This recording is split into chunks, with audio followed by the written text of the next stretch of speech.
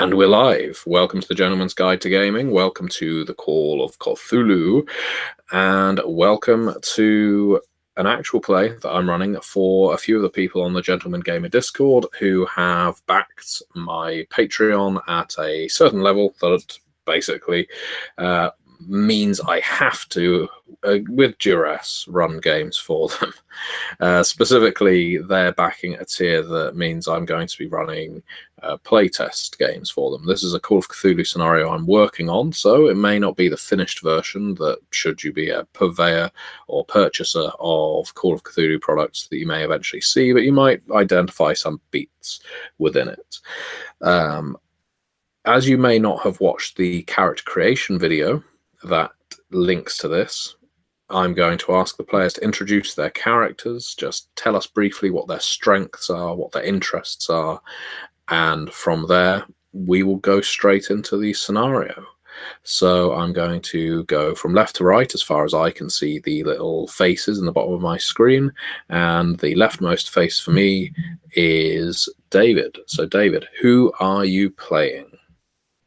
I am playing Jack North, a cameraman who got the bug filming newsreels in World War I. And so far, Hollywood hasn't answered his calls, so he's doing crime photos in the UK and America until he can get his big break. Perfect. Okay. And do you know any of the other characters? I do. I met Mark's character. He was one of the soldiers I filmed during World War I. And I'm currently getting paid by Nicholas's detectives precinct to go do crime scene photos. Wonderful. Okay, lovely. And Mark, let's go to you now and your soldier or former soldier. Well, my character is called Henry Trent, Captain Henry Trent. He's a veteran from the Great War. He fought until one day he had a night, a patrol. He had an episode that could be described as a mental breakdown. They found him catatonic in the trenches the next morning. And for this, he was sent to Craig Lockhart, a mental hospital for officers, where he spent the rest of the war. So his weakness mostly is his mental scarring from the war. Because of his treatments, he met the doctor, who is not right now playing. It's another character. And, well, he knows, of course, David's character from when he was shooting scenes for newsreels during the war. And, well, one of his readers, because he's a writer now, he's a former soldier writer, he's the detective who is going to be playing with us. And I don't know if I'm forgetting anything else. No, that sounds about right to me based on what we discussed before. So if you can mute yourself, we'll go on to Nicholas to describe his character. Oh, hi everyone. My character is Bradley Charles. He's a police detective who is a pretty good shot and also reads a lot of comics and fantasy books in his free times. And he has a mind for the occult. He believes the occult is real. So of those characters, he would be the least surprised to find out about the supernatural nature of the world. And he, like David said, right now he's being paid to let David's character Jack to take photography of his offices, of his murder investigations. That's it. Okay. Our scenario for tonight is set in a very expensive part of the world known as the Hamptons. It's a rather secluded part of the New York state where expensive people go to holiday, mansions on the river, lots of luxury log cabins. It's very much a millionaire's retreat, and that isn't somewhere that any of your characters would feel immediately at home. Maybe the therapist was, if he was with us, but sadly he is not for this session. So your characters will be somewhat fishes out of water in this location, but you are all there for a particular reason, which will become quite apparent. Some of this is going to be based on contacts that you will have and that they are going to be established now with key NPCs. So notably, we have, in the case of Jack, our reporter, it's a little out of your wheelhouse, Jack, but you get invited to a wedding. You actually receive an invitation that is less an invitation as a guest and more an invitation as an on-the-spot photographer. It's not by a paper. The paper doesn't ask you to attend. It's from a private individual who requests that you attend, being a big fan of your photography skills, as they feel that the event will draw a crowd, that you may pick up something of interest that you could sell on to a newspaper that will help promote the celebrity of the affair. The invitation comes from one Delia Harmon, a lady who you don't immediately recognize the name of, but it's certainly an interesting invitation, especially someone such as you who's made a bit of a habit of crime scene, war-torn photography, the kind of thing that you might see in a Time magazine rather than a sleazy tabloid. But this is the new wave of celebrity that we're looking at right now, the 1920s, the roaring 20s. There's a lot of people who are born of money, to money, and will die with money without ever having to work with it. So this is where the age of the celebrity really comes into being. But likewise, we have our former soldier. And now, having suffered from shell shock and been a patient at Craig Lockhart Hospital for at least 1 year of the Great War, and never having quite recovered all of your stability following the Great War, you've found it hard to keep a steady job, a steady profession. But one person you encountered at Craig Lockhart, a fellow patient, in fact, was an officer, one Colonel Albert Harmon. Now, you have received an invitation from Colonel Albert Harmon, and he has invited you to act as security at his daughter's wedding. He's even offered to pay for your transport across the Atlantic if we're assuming you are still based in Britain. Maybe the two of you formed some kind of bond, a close connection, a friendship while you were both at Craig Lockhart. Either way, he has offered you gainful employ and at a pretty decent price as well. If you accept the job, it means you're not going to have to scratch around looking for earnings for a couple of months at least. But then we have our detective. And our detective, Bradley, isn't an invite to this event. This is something you've been looking into before, the activities at this mansion in the Hamptons, and specifically a group you've heard of called the Golden Generation.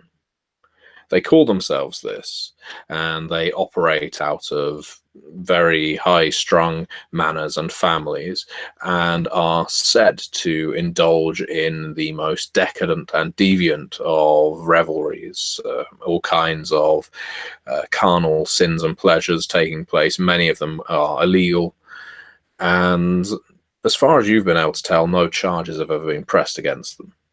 for their use of drugs, for their use of sex workers. But you have heard on good authority that this young lady that's getting married in the Hamptons this weekend, this Delia Harmon, is a member of this group known as the Golden Generation. And something scratches your private detective itch, makes you want to turn up and find out, is there something illegal about to go on here? Now, you may consider it contrived. You may think, that's a very strange thing that all of our characters have been invited to this event or are aware of this event at the same time. But think of it also like this. In the world of Call of Cthulhu, things rarely happen by chance. Coincidence is a rarity, and there are often forces at work pushing pawns around on a board, and you may well be those pawns, or your characters may well be players capable of shifting the weight of power. That means your characters do have the opportunity to discuss before they make their trip. After all, we've already established they know each other by some degree or other. And I think it's fair to say, some of you may have even looked into, so who's going to be running security at this operation? Oh, hang on, I know this guy. That sort of thing. So let's first of all go to our photographer, our reporter. He's received this invitation to act as private photographer for the wedding. What's he thinking? Where's he based when he receives this invitation? Does it strike a chord of interest with him? Well, I'm based out of wherever Nicholas's precinct is set, but it absolutely strikes a chord. As we established during creation, I see money and power is a literal way to measure somebody's worth. And these are people that are worth more than me. So maybe if I rub some elbows, some of it'll rub off. So I'm there. I'm there. It's going to take a lot of showing me photos of some strange sex cult thing to convince me not to go take some pictures at this wedding.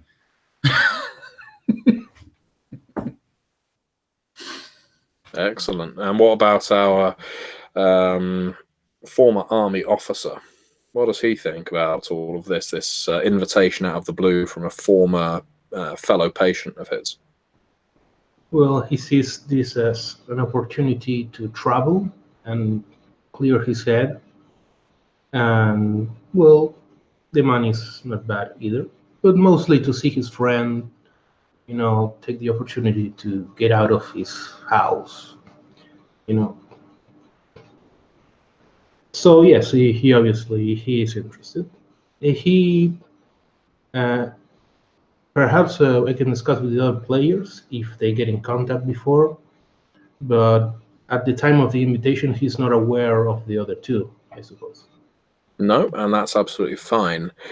If you don't feel it's something your character is likely to have done, to reached out, and yeah, there's not necessarily a natural reason for him to do so, then he may just be making the long journey from the UK to America just to act as security for a wedding, which is odd in itself. You do remember from your relationship with Albert back at Craig Lockhart how he was a very private individual, very slow to trust anyone, but the two of you had some moments together where you shared, I guess, some of the traumas of war, things that you would never discuss with anyone outside of an institution like that. So maybe there's a genuine personal connection you never even realized existed. Perhaps Albert places more importance on your relationship than you ever did. If nothing else, that might intrigue you. Yes, makes sense. And what about our detective? What are his thoughts? Well, like you said, Bradley has been investigating the Golden Dawn, reading about it and searching newspapers about it, and he's intrigued because those groups that throw parties, and like decadent stuff, illegal stuff, don't often make their personal lives public. So Bradley is suspecting that if what is the name of the woman getting married? Delia Harmon. He suspects Delia Harmon may be making her wedding public instead of private for a reason, and Bradley wants to see what she's up to, if he can find something out from the guests that might be there. Excellent. Okay, well, in that case, you are all invited to arrive for the pre-wedding party. The night before the wedding at the estate, there's going to be a grand, I guess, wedding breakfast, as it's often called, ahead of the ceremony and ahead of the reception to follow. And for the sake of clarity, that's going to be taking place on the Saturday, with the ceremony itself on the Sunday and the reception Sunday night, probably leading into a boozy Monday morning. So without further ado, are any of you going to be doing any kind of research into this before you, I guess, find a car and make your way to the location? Should also clarify that as a bodyguard or as staff, the photographer and the bodyguard, for all intents and purposes, have been invited to arrive on the Friday night to get set up, get acquainted with the grounds, with the staff, and so on. In terms of the detective, when he wants to show up is entirely up to you, Nicholas, given that he isn't even invited. So let's talk about the photographer at this point. Is he making any preparations before going? Oh yeah. I'm gonna be researching like anything, any social papers, anything. I want to find out what sort of guest Delia's inviting, because sure, I'm doing my job. I'm gonna take pictures of everybody, but the important people, they're the ones I'm gonna be standing near. And so if there's any politician she's likely to invite, any millionaires, anybody in the film industry, I'm going to try to look into that. Okay, then. I think that would require a nice roll. As it's Call of Cthulhu, it would be incorrect. It would be an insult to the game if the first roll of the game wasn't library use. So let's go for a library use roll and see what you can find out. This is not great, but let's see how it goes. I don't know if I could have failed harder. I have a library use of 20, and I got a 94. Ooh, okay. So what you can do at this point is push your luck, and that's something you can do in 7th edition, Call of Cthulhu. You can basically choose to re-roll, and you can just do it. Just choose to re-roll. But if you fail on a re-roll, your failure is catastrophic. Ooh. Right now, you are 1 away from a catastrophic failure anyway, but you didn't. You got a 94, I think you said, so you're okay. Yeah. But if you want to push it... I don't. Jack's really frustrated, and so what he's going to do is he's going to have to try to read the crowd at the wedding. Yeah. What you actually find with such a woeful library use roll is that while the announcement of the wedding has been made public, the guest list has not. And no matter how you try to dig and research into this, you have been unable to find any evidence of who might be attending. Drats. Can't win them all. Yeah, well, it might reinforce in your mind that it is so exclusive that it's being kept secret, which means attending is even more important than you thought. Good point. Good point. Must be somebody huge. Is there anything else that you are going to be doing with Jack? No, I'll just whatever my best camera equipment is, I'll make sure to do that. Plus, I'll have a backup camera kept in the car nearby, and I'll bring my best clothes. Excellent. Okay. And how about the bodyguard for hire?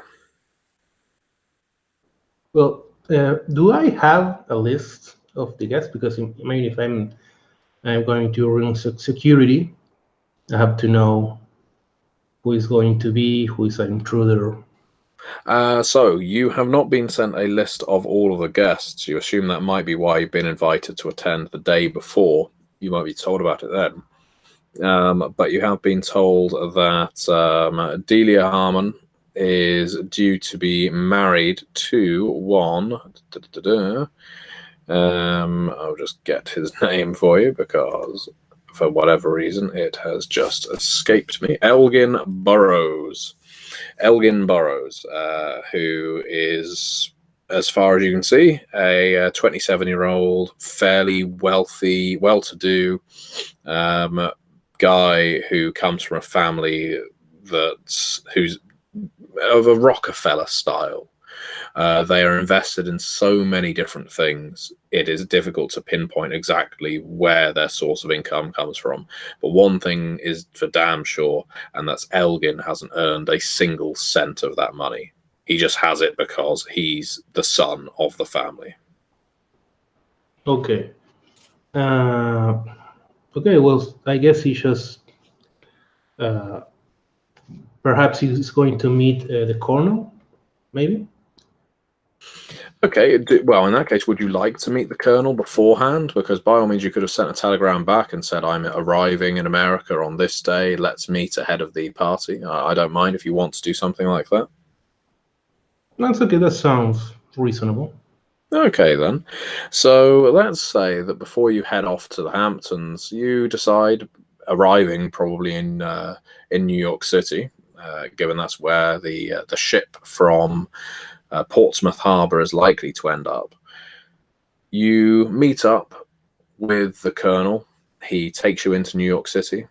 He doesn't say much in the cab ride all the way to Manhattan, and shows you around his relatively modest home, although again it's in Manhattan, so it can't be that modest. And then he takes you out to a bar. It's more of an exclusive gentleman's club called the Oriental Club.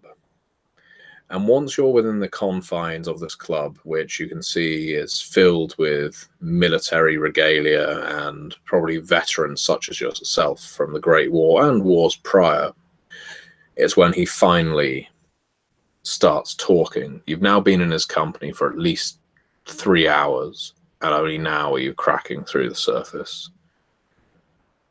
I have to say, I am genuinely glad you accepted my invitation for work. Genuinely.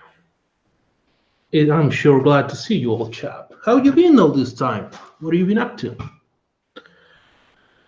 Oh, once the war was over, I got back into law. I'm a judge of one of the congressional districts here in New York.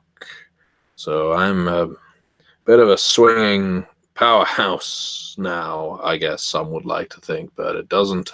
It gives more stress on the brain than having a German firing a machine gun over your head. That's for sure. A judge? Good lord, that sounds like a lot of responsibility. You're related to the girl that's getting married, right? She's my daughter, my pride and joy. Love of my life, ever since my wife. I suppose we've not really been in touch since we parted ways, but I never lost your details. I should be frank. My wife died during the flu epidemic following the war. It broke me for a while, but that's by the by.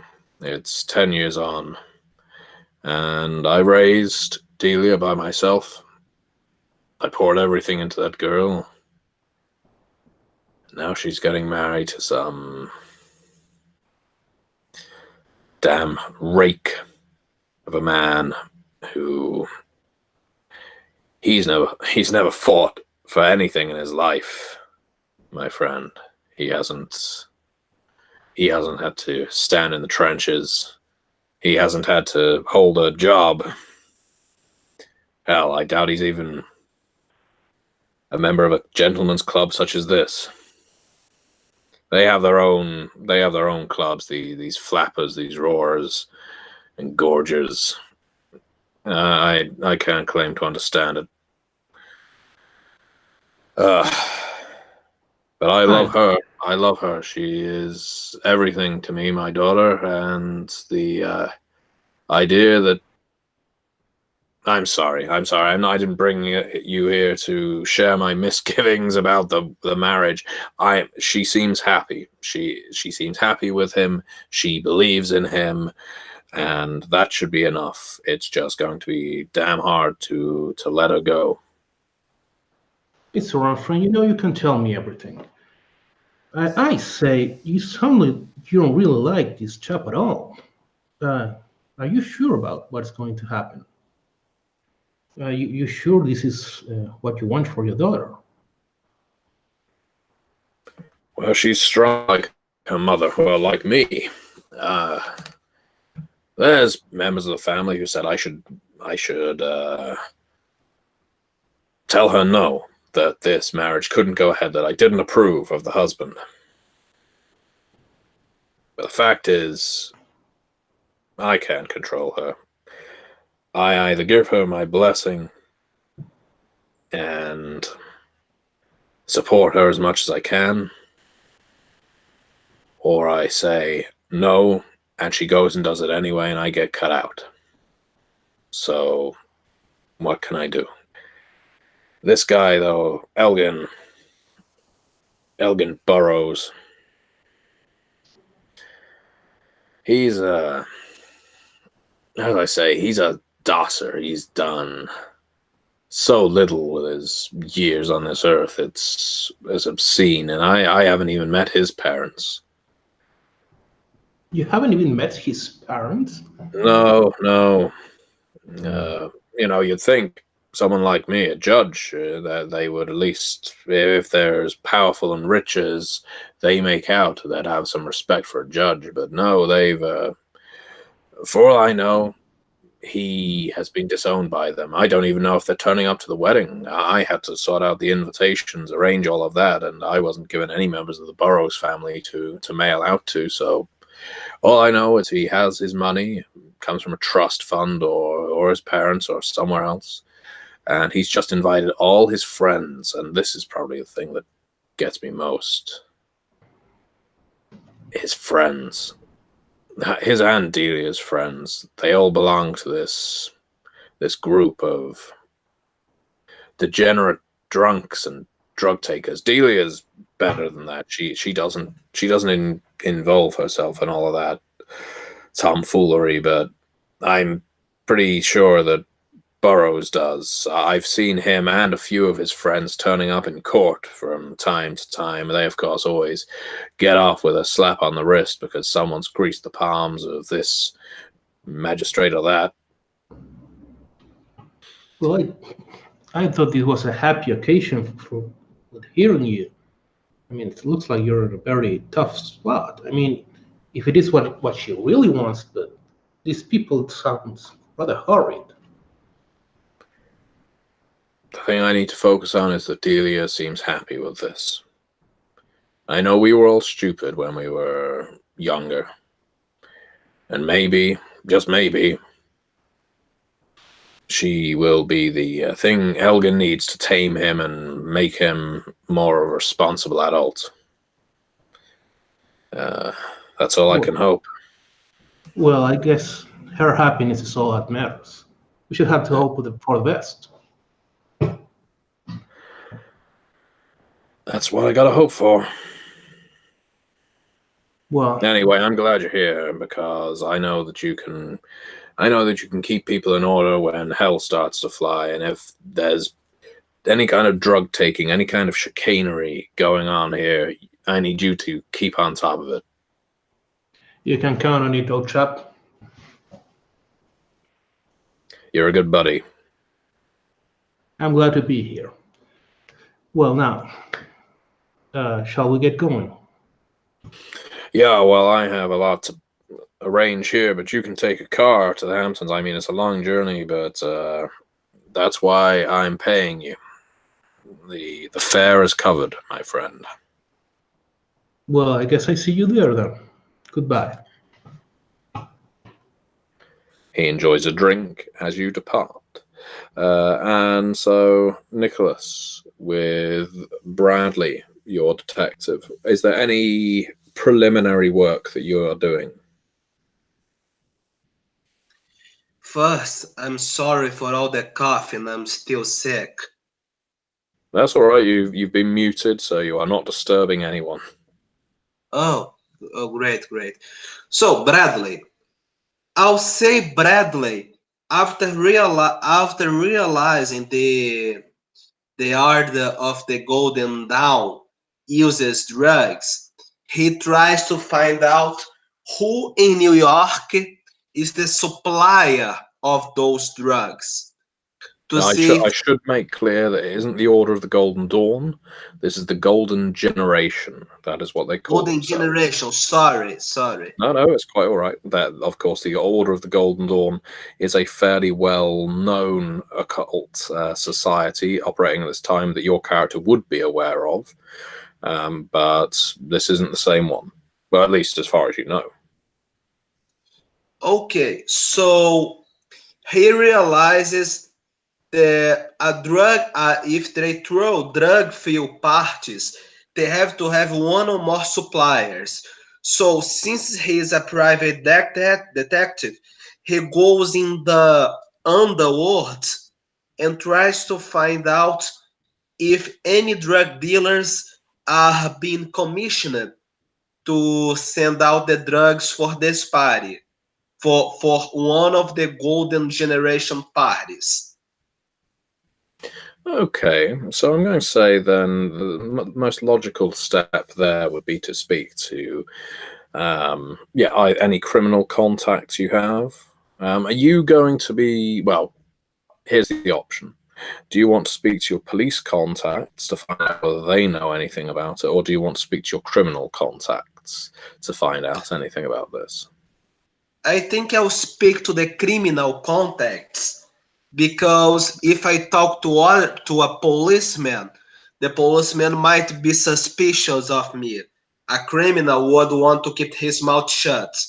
Mm-hmm. Okay, then. So I'm going to say that in your previous life as a fully fledged police detective, before you started going private with your investigations, you developed a number of confidential informants, people that you would occasionally beat down for information or might just provide it to you to slip their cuffs occasionally. And at least one of them would have been a prominent drug dealer. Now, drug laws of the 1920s are considerably more relaxed than they are today. I mean, things like opium was starting to become more heavily regulated. But in terms of drugs that we would see as prescription drugs, there was no real control over what you could procure and where you could procure it. So I think you would probably have some kind of contact who dealt with the distribution of opiates and things like laudanum, probably ranging all the way back over the last 30 years, especially following the Great War. The kind of drugs that would sedate and bring you down were pretty damn popular. So you revisit an old drug den that you haven't been to in quite a while in one of the shabbier parts of Brooklyn, and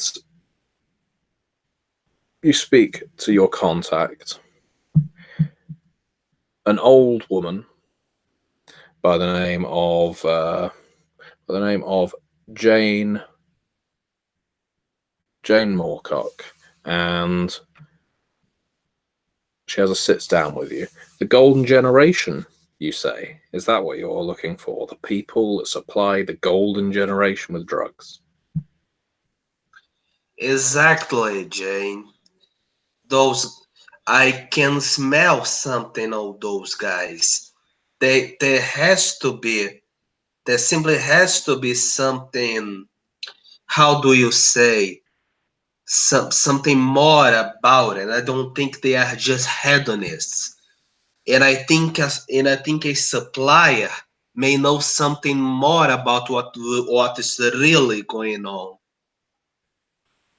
Well, Golden Generation are a bit of an odd one. It's not like they have a listing. They're not an official group or anything. They don't have one person they send to buy all their drugs.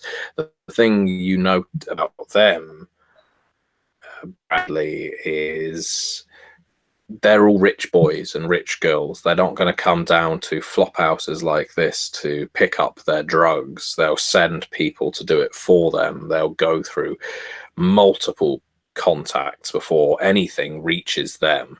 So they probably have no idea where their drugs come from. I'll tell you this. From what I understand, their parties, and not just their parties, but parties of other well-to-do types, like the Golden Generation, they often get their drugs from migrant dealers. There's a whole raft of Italian and some Chinese who come over here with great caches of drugs, making them available to people. And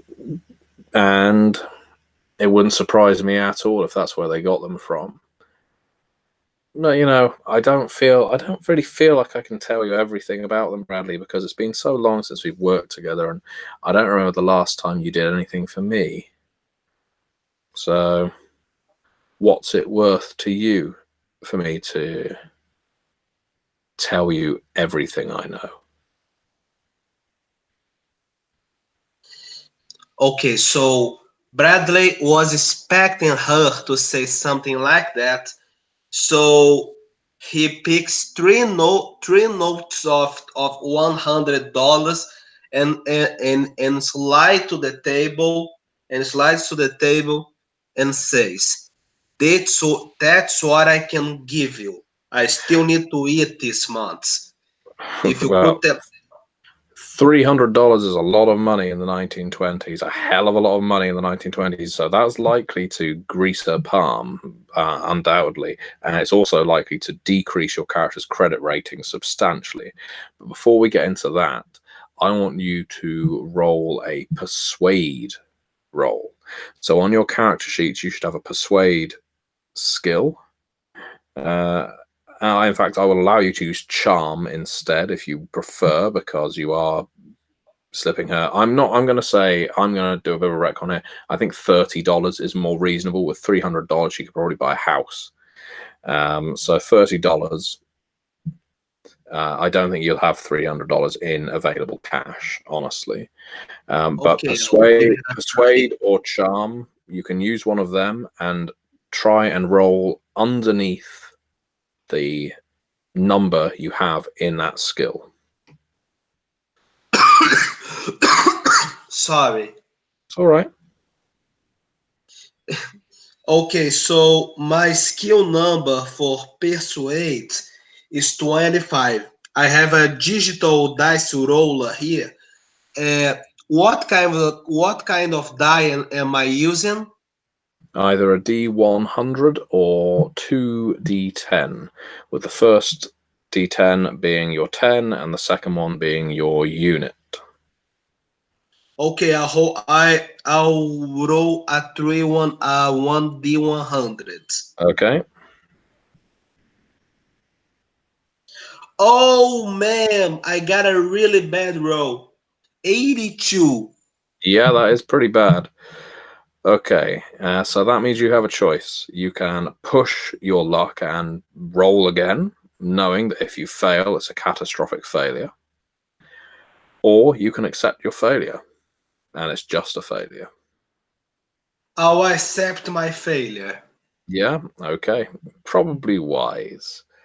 Otherwise, what would have happened is the police would have raided this drug den with you in it slipping money to a known drug dealer. But that would have been fun. She pushes the money back towards you and says, doesn't matter how much you pay me, Bradley. From what I hear, the Golden Generation are involved in some pretty dark and dangerous, well, materials. And I'm not crossing them. I'm not putting you onto them. If you want to look into the Golden Generation, I recommend you find a member of that little secret club and you ask them yourself.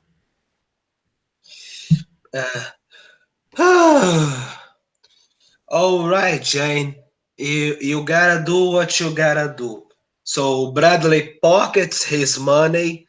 Can he do one more thing before the part of this character is done? Yeah, please. You can do whatever you like. He goes to one of New York. Is there by any chance any big famous libraries in New York? Yeah, sure. There's lots of libraries in New York. What kind of information are you looking for? He wants to know how two things: how ancient the Golden Generation is, how many generations they have been around, and if they have any symbols representing them. Okay, all right. You can do that kind of research. It will take you a while. I mean, obviously, whenever people do research in a game like Cthulhu, one thing I need to always remind them is this is pre-internet. And that means if you're looking for something, you need to know where to look for it. So you can turn up at the New York City Library and you can start looking into the Golden Generation. But my question to you would be, how are you looking the Golden Generation up? There isn't just going to be a book on the shelf that is titled The Golden Generation. So you need to know what section of the library to look into, or you need to ask someone at the library to point you in the right direction. And just to increase the sense of paranoia in research in a game like this, you should know that if you tell everyone what you're doing, if you go up to every archivist, every librarian, every police officer and say, I'm looking into the Golden Generation, I'm looking into the Golden Generation, at some point word will reach the person you are looking into that you're looking into the Golden Generation. So how do you think Bradley is going to go about looking into the Golden Generation? He turns up at the greatest library in New York City. What's he going to do? So what's Bradley going to do to not arouse that much suspicion? He's going to walk up to the library, to the librarian, and say very slow, and say very with a low voice, since it is indeed a library, he is going to ask for genealogies of rich families of New York. Okay, yeah, that's a sensible thing to do. He says, "Oh, of course, yeah, I can direct you to that part of the library. Is there a particular family you wish to look into?" I'm looking for what, Matthew? What is the name of the guy Vivian is marrying? The guy being married is Elgin Burroughs. Oh, I'm looking for the Burroughs family. I understand they are old money. Well, I believe so. I'm no expert myself, not my field, but I can certainly point you to the part of the library that does have that kind of information in. And so the librarian, an old man, quite thin and short, shuffles along, takes you through between multiple bookshelves of staggering height, past various students and reading rooms until you get to genealogy, or rather you get to a section which is based on society and society figures. and it doesn't take him long to find a couple of books for you. And he says, "These will get you started, sir. You should be able to find some information in here about the Burroughs family. From what I could see through leafing through, you're right, old money. You should be able to find something out. If you need anything else, you'll find me at the front desk, or just call on any of the other librarians you see wandering around." Thank you, sir. That's all right. So before we get back to you, as we wrap up preparation for every single character, is Jack doing anything further before making his way to the Hamptons? Nope. Like I said, I'll have my best camera and a backup, as much film as I can reasonably carry, since I've got to go and develop it in a dark room later. And wearing my best clothes that credit rating 40 can buy. It's not a bad credit rating when you compare it to some characters. I can promise you that.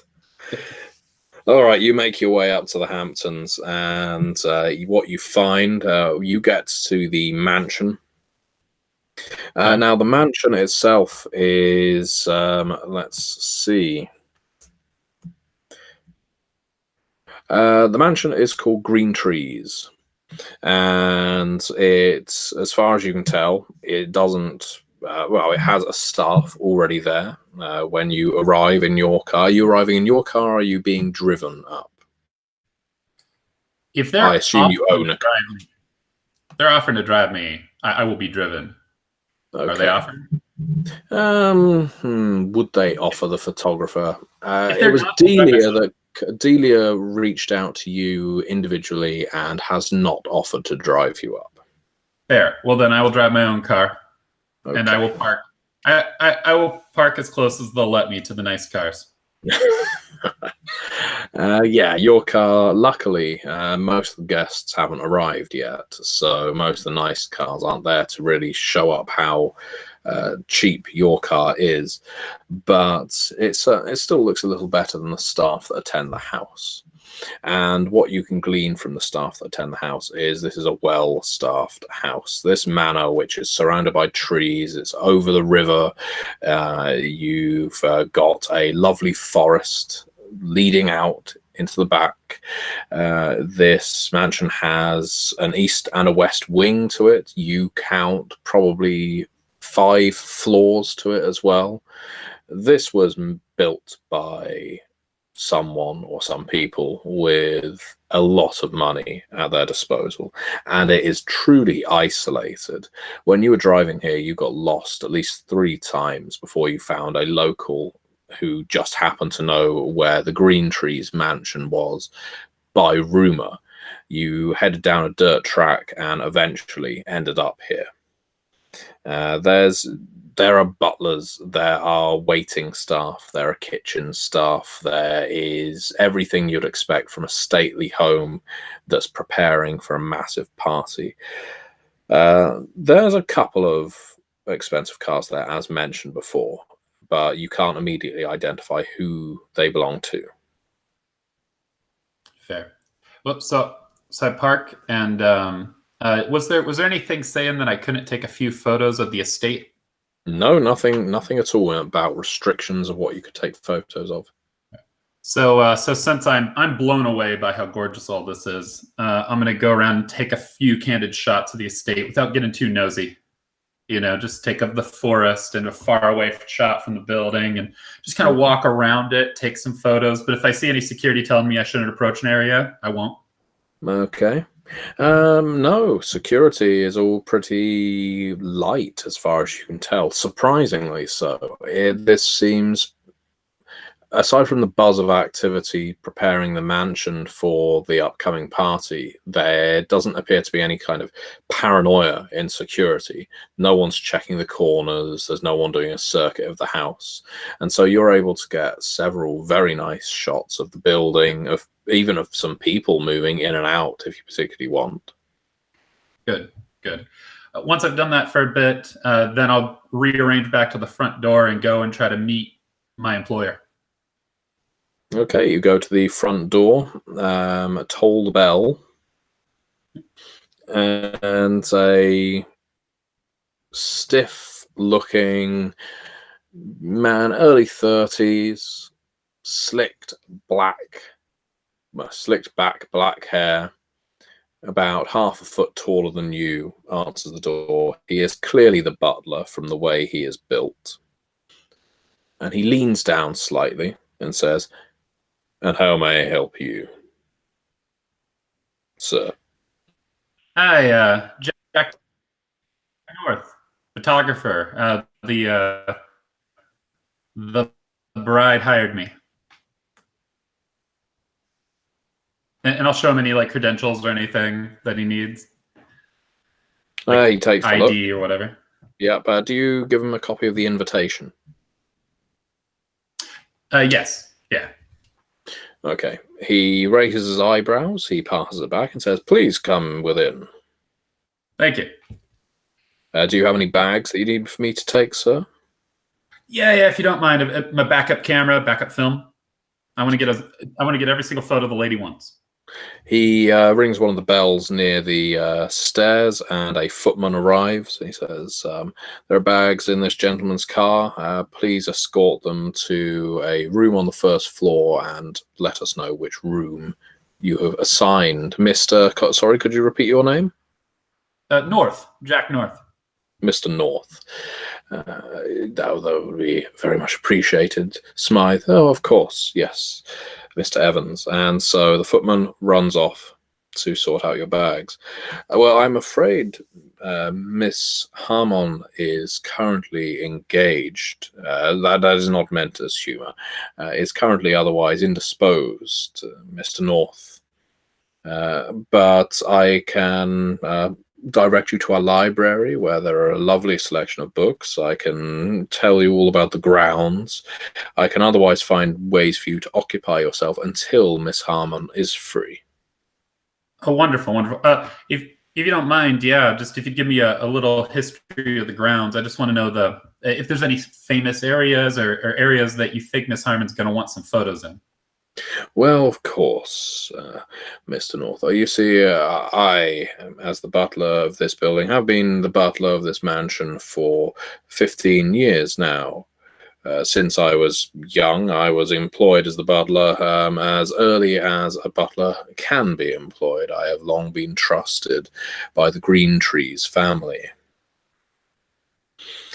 Now, they have kindly allowed the use of their mansion for the wedding of Mr. Burroughs and Miss Harmon, and I can tell you with some authority that we have one of the finest lakes within the forest, containing a great supply of fish, for if that is your leisure activity of choice. As many of the guests will probably be fishing on Saturday before they have drank a little too much, I'm sure. We have a great ballroom. We also have a great standing piano for lighter entertainment, a number of lounges, studies. Close to the grounds as well, there is a folly, an old castle that was built for the use of the Greentrees family's children who like to reenact medieval battles. There's a lot of fun to be had at Greentrees, and you must excuse that I have, as the Greentrees manner dictates, a somewhat informal approach when it comes to other butlers. One thing the Greentrees have always been fond of is making guests feel at the most comfortable and relaxed here. And so that means if there is anything, absolutely anything, I can get for you, Mr. North, all you have to do is request it via me, Mr. Evans, the butler. Wonderful. Thank you kindly. Do you think it's okay if I go check out that old folly while I'm waiting on the lady? I love old architecture. Please, feel free. He directs you to where you would find it. It's a little up the track from where you came and deeper into the woods, but you'd be able to find it easily enough. Fantastic. Jack is happy to pass his time imagining how he could maybe film, King Arthur, like a King Arthur film, using this old castle. Wonderful.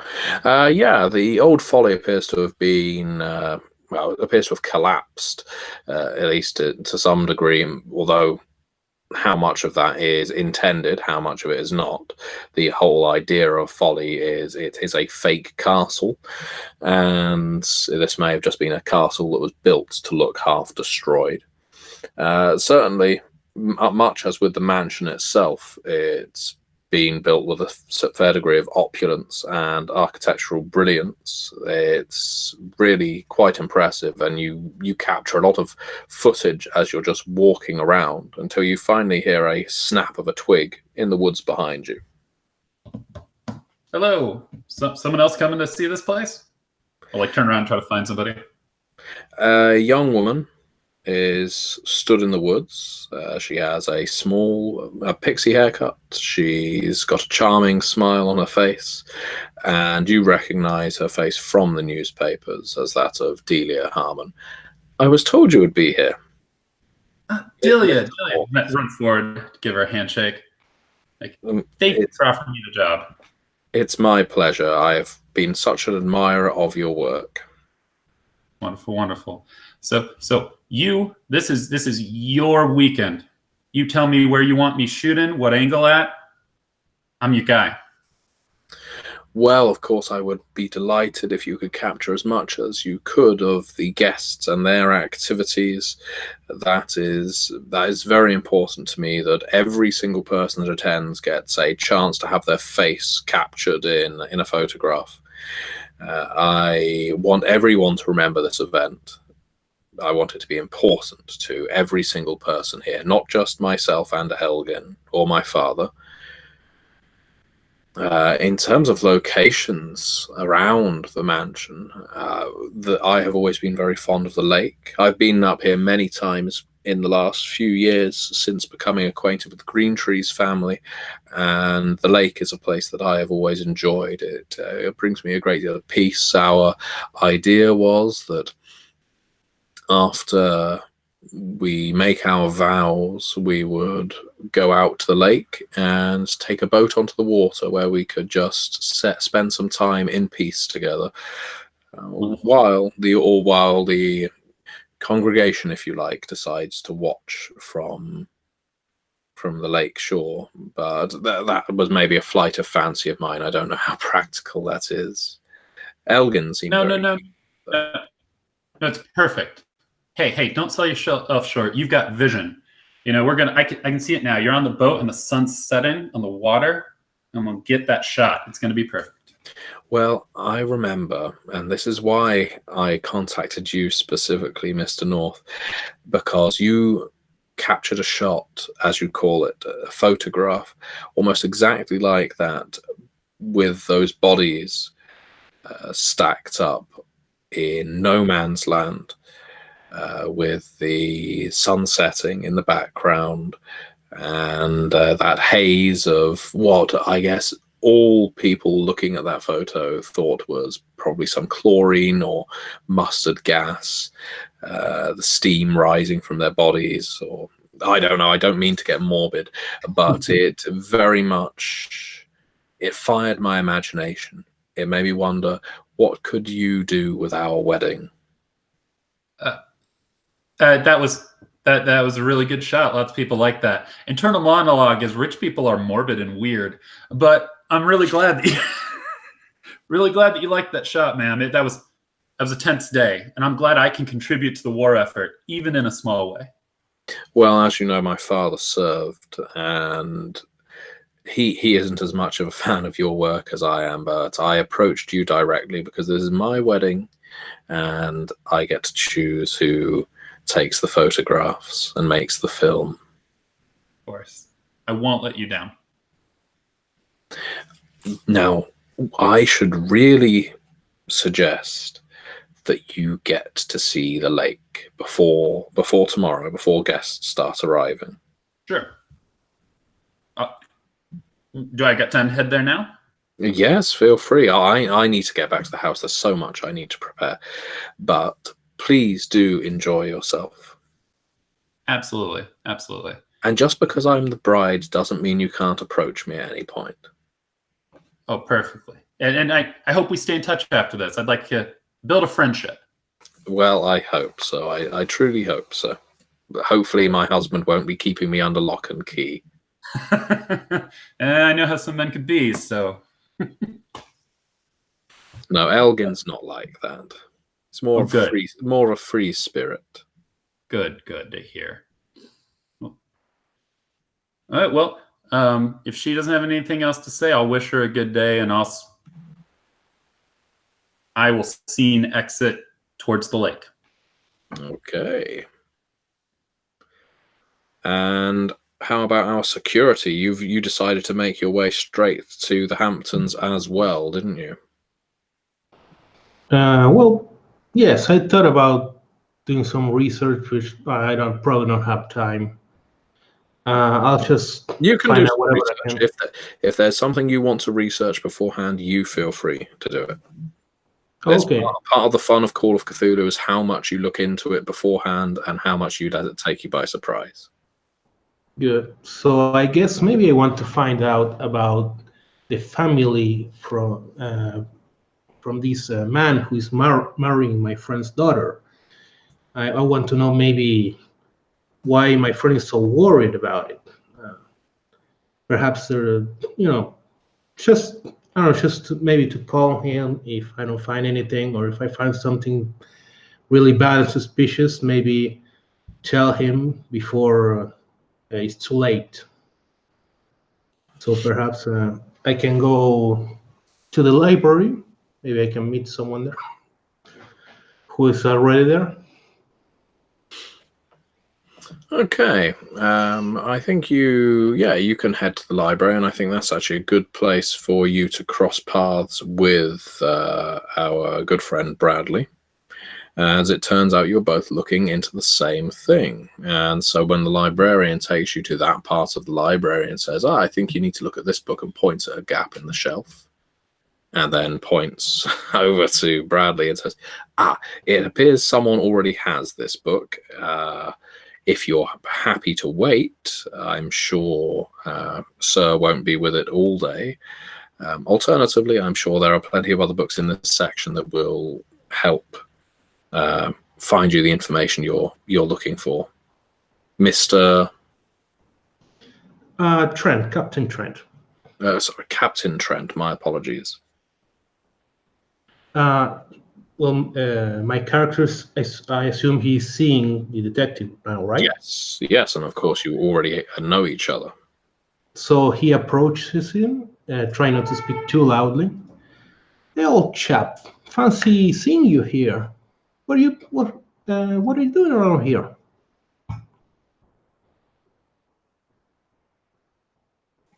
Oh, hello there, Captain.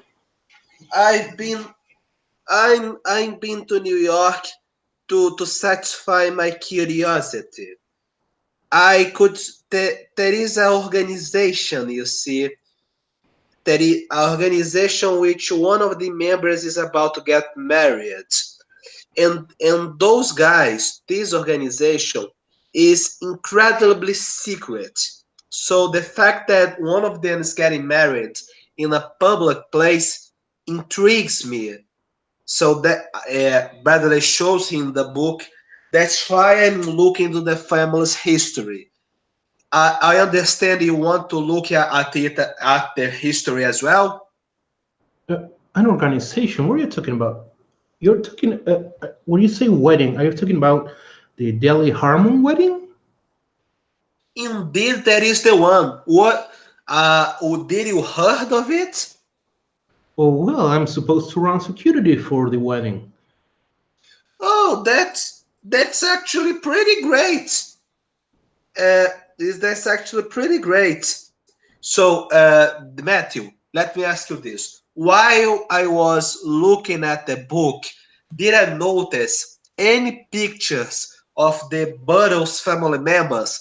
Did I notice any symbols that any of them might be wearing, watches, in the clothes, or in paintings behind them? No, the Burroughs family seems pretty mundane in that regard. They don't have any any sigils, symbols, family crests, even. If anything, They appear to, according to this book about the Burroughs family, it states that the family comes back from English stock, but it was just English commoners. They aren't nobles, so they don't have any kind of family heraldry. What you can glean from all of this research is that they bought up a lot of land in the early 19th century, and they made a lot of money from working the people on that land to death, and certainly didn't suffer any they didn't have to pay any reparations after that fact, 50 or 60 years later, which means that they are still clinging on to the gold they drew from the blood of their slaves in the early 19th century. They never admitted to any fault in their activities, and indeed very few rich families did. They still own as much land as they did back then, perhaps more. The only interesting thing you're finding to conflict with this is that apparently within the last 10 years or so, and this is according purely to gossip that is in this book, a bit strangely, if anything, but presumably this is a family archive that's being updated with all kinds of sources, is from the Hearst papers. There's some articles about how the Burroughs family has actually been several tens of thousands of dollars in debt, maybe hundreds of thousands of dollars in debt for at least a decade. And that's a sudden change of fates as far as the reports go. As far as everything's concerned, up until about 1918, the Burroughs family are rich, rich, rich, rich, and then come 1919 in the Hearst papers, and the Hearst papers are basically a lot of the tabloid press in America at this time. From 1919, the Burroughs family are dirt. They are in debt. They owe everyone money. They should be ashamed of themselves. And it's just a constant smear campaign on the Burroughs family from that point. I read all that, and I talk to the captain. Captain, tell me something. When you were invited to this wedding, did you by any chance ask how much they were going to pay you? A question to you, Machu. Have I been informed? I haven't asked, because mainly the reason was traveling and seeing my friend shop too, but I haven't asked. Have I been told? Exactly. Yeah. So you have been hired specifically by Judge Albert Harmon to work as security. You haven't been hired by the Burroughs family to work security. And Albert Harmon has offered to pay you, and I've got the figures here. So it's a night of gainful employment at, oh, this isn't that bad, at $2 per hour. Okay. But the most important thing is the fact that you're actually being given a flat fee for this entire event to the tune of $500. That's pretty decent. Which is a lot to work security. But you do wonder how much of this is through just military affiliation. Albert Harmon may just want to give you a gift and be wrapping it in employment so that you don't feel like it's a wound to your pride. Officers do this to each other all the time. Okay. So, well, actually, I'm talking to the detective now. Actually, I'm being paid by Colonel Albert Harmon, not by the Burroughs. It's quite a bit of money, but I think I'm more interested in finding out about Burroughs. I know Colonel Harmon is not involved in any societies or any foul play of any kind, or any illegal activities. But something you said, it worries me. You said something about society, perhaps organization. You think this chap Burroughs, he might be involved in that? Well, Captain, there seems to be a secret society called the Order of the Golden Generation, and the Burrow seems to be members. There's not much I can tell you because I myself don't know much, but it seems those people throw hedonistic parties, kind of libertine stuff, and I believe there may be, and I'm trying to figure out how this society was formed, and if they have any goals beyond simply enjoying themselves. It is a bit of an obsession of mine, I must admit. I say, we should join efforts and try to find out as much as we can about this organization, not just about the boroughs. Perhaps I can help you with that.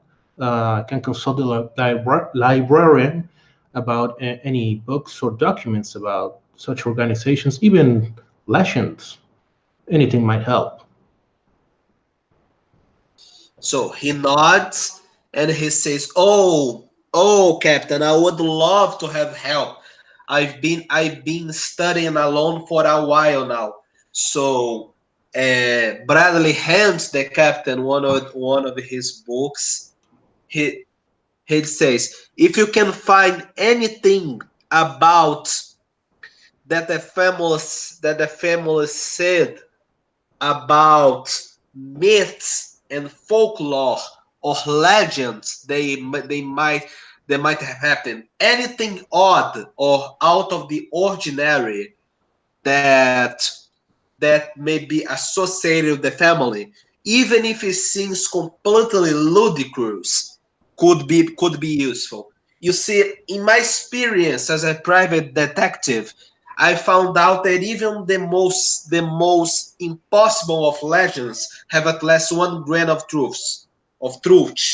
So if you could find anything that is out of the ordinary, that would be good. Right on, old chap. Let's get to it. Should I make Matthew? Both of the books. Matthew, should I make a library use roll? Yeah, as you're looking into something a little more obscure than just family history, let's go for a library use roll. Okay. I have a 41, and my library use is just a moment. 75. Wow, okay, we do have a character with good library use then. That's probably just as well as Call of Cthulhu. I have played Call of Cthulhu before. Yeah. Let's hope at least one character has a good, decent spot hidden. So you do find you're looking specifically into the Golden Generation. Would that be fair to say? Mm-hmm. Okay. What would you want to say you're looking into? With a role that good, I'm happy for you to be looking for for you to find something about whatever you are asking. Well, to the librarian, I will ask him to direct me to secret societies, to anything about secret societies, and there I will scan and look for anything referencing the name of this organization. Okay, then. See what I can find out. Yeah, definitely. So library use is very rarely an instant win, and so you and the detective are there for the remainder of Thursday, looking into these books. You are, of course, taken to a small section of the library about secret societies, occult orders, and organizations, but no reputable library is going to contain volumes of books on this kind of thing. Luckily, that means you don't have to look through too many tomes before you find what you're looking for. As you were successful, as the evening hours are arriving and it's growing dark outside, you find a small book which seems incomplete. The librarian actually points it out and says that this is a part translation of a book that appears to exist in multiple languages. This version got donated to the library. To be honest, it gets referenced once every few years, but it's as you can see from how well it's been thumbed, when someone's looking through it, someone tears it apart to find the answers they're looking for. The writing within is entirely small. It's incredibly small.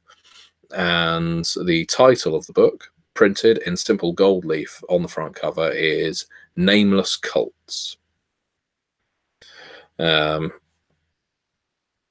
tiny print is in places impenetrable. It's not English as far as you can tell. Or if it is, it's coded. It's almost like it's been handwritten in a very, very tiny shorthand, but other parts have been interspersed with typewritten text. When you find a section on the Golden Generation, there isn't much to be seen, unfortunately. You've got about 4 or 5 lines about this group. And it describes a group called the Golden Generation that existed in ancient Greece, known as the Golden Generation apocryphally. It's difficult to say whether that's what they were called back then. They were supposedly a generation that had been foreseen by the Oracle to all be born within a certain decade of time, that all being born to noble families would usher in the next epoch of man. Apparently this Golden Generation would be responsible for bringing about the next phase of humanity. This Nameless Cults book doesn't go into much more detail than that, other than to describe some of their practices as being particularly bacchanalian. They indulged in orgies, they got uproariously drunk, they may have even participated in human sacrifice. The coda at the end of their section is: the Golden Generation can at the very least said to have failed in their task, as every member of the Golden Generation was killed before their decade ended.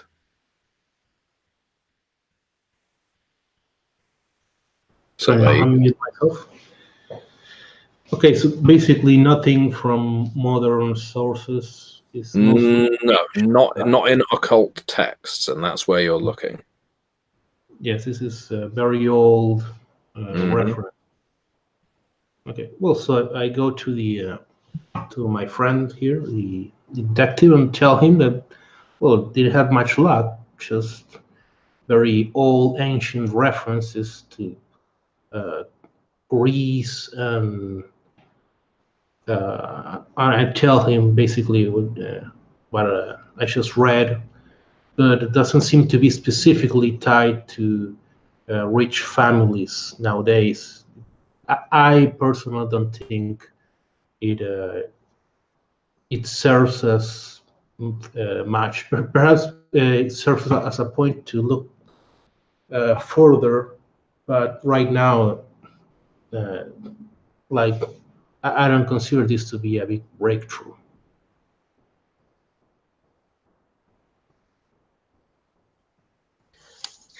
I'm sorry, I didn't hear. I'm not hearing you very well, Mark. Let me ask you, does your character tells mine what he discovers about the sacrifices and the new epoch of man? Yes, it just tells your character what Matthew just told us, but at the same time, he considers it has nothing to do really with what we were investigating. He doesn't see the link between the family and this cult. I mean, he sure will remember this in the future, but basically he doesn't see the link here. Okay, so after hearing from the captain that the Golden Generation was originally a Greek mystery cult, he says, you know, cults that preach the new age of man usually wants to erase the current age of man, in my experience. Of course, I'm not saying that they have the power of just wiping away humanity and starting something new. But I'm starting to think that if the Burrows are part of the same codes, they may believe they can wipe out humanity. I think so, Matthew. My character, he knows human sacrifice, bacchanalian parties, and hedonism are all purviews of the Greek god Dionysius. So he looks again in the genealogy and sees if any of the Burrows family is named Dionysus or has any symbols related to this god. That's an easy thing to find out, and the answer, quite simply, is no. There are no Dionysuses in the Burrows family. It would be an ostentatious name for any of the American boroughs to be named such. They don't seem to celebrate in any way, have any symbols related to them to do with grapes or wreaths or anything typically Dionysus related. It's a good link to make in your head, but it's not something anyone has put to paper. In terms of what you're saying now, that the Burrows may be intending on wiping out the previous generation of man to usher in a new one, I imagine Captain Trent is probably thinking this detective is maybe, what would the word be, a conspiracy theorist, at the very least, a kook. Yeah. Because to come up with that, something that's in an ancient Greek, potentially myth, and placing it now in the 1920s, the period you are living in, is quite extreme, a leap to make. And as you are security at this wedding, you have to be concerned about what this detective is going to do if this is what he believes. So just to try, Bradley is going to try to make things a little less suspicious for him. He says then, of course, I know wiping away the entirety of humanity is not possible, but in my career, I have found out that there are some people that genuinely believe they can do such a thing, or at least summon a being who can. But I don't think that is possible. But the people who do believe that is possible are dangerous enough. So basically, what you're saying, fella, is that this Burrow guy, he is part of a conspiracy to bring about the end of humanity. But I find that hard to believe. Perhaps you're right. They think they can do these things, but that would make them quite mad. Indeed, it would make him mad. In my career, I have found out many madmen. Some were born that way. Others who became that way due to heavy use of drugs. There are some drugs that give people illusions of power, make them genuinely believe they can and will destroy the world. So I don't think maybe the man who is getting married, Elman Burroughs, is not one of them. But I think he may be part of some kind of religion who believes this stuff. Since you are doing security, I would advise you to pay attention to any odd behavior you might notice among the guests. Any of them may hold those beliefs. Well, drug use is something more down to earth I can control. As a matter of fact, Colonel Harmon made it quite clear he does not want any drug use during the wedding, and he suspects his family might be involved in drug use. It is funny you're talking about drugs because the colonel also brought this up, so maybe we're onto something there. Again, I don't know about the end of the war, but if drug use is going to happen at the party, or drugs are going to be introduced in the party, I will have to make sure that doesn't happen. So Bradley nods and he looks at the book again and try to find out if there is if there is any known address when the Burroughs family live.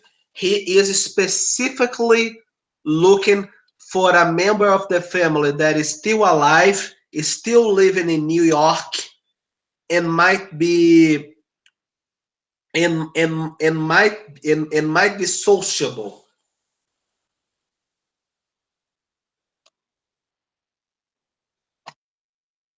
So a part of what you were saying there, Nicholas, cut out. You're looking for members of the Burroughs family that might still be living in New York. Well, that's not difficult to find. I mean, from a telephone directory alone, you can find that there's plenty of members of the Burroughs family in New York. And through a very simple amount of research, I'm not even going to make you roll for this, you can find from reading the society papers that the Burroughs family, the rich Burroughs family, of which Elgin Burroughs is a member, lots of them live in New York State. So they are theoretically accessible, but whether you would have time to do it within the time you have before the wedding, that's what you've got to measure up. Do you want to go and interview a member of the Burroughs family and see what you can find out, and potentially send Captain Trent on ahead? Or do you want to try and confront the Burroughs family at the wedding? What does Bradley think? I think Bradley is formulating a plan. You see, he has a disguise of 40. So here's what going to do. Tell me something. Is the Burroughs family large enough that not all of them know each other?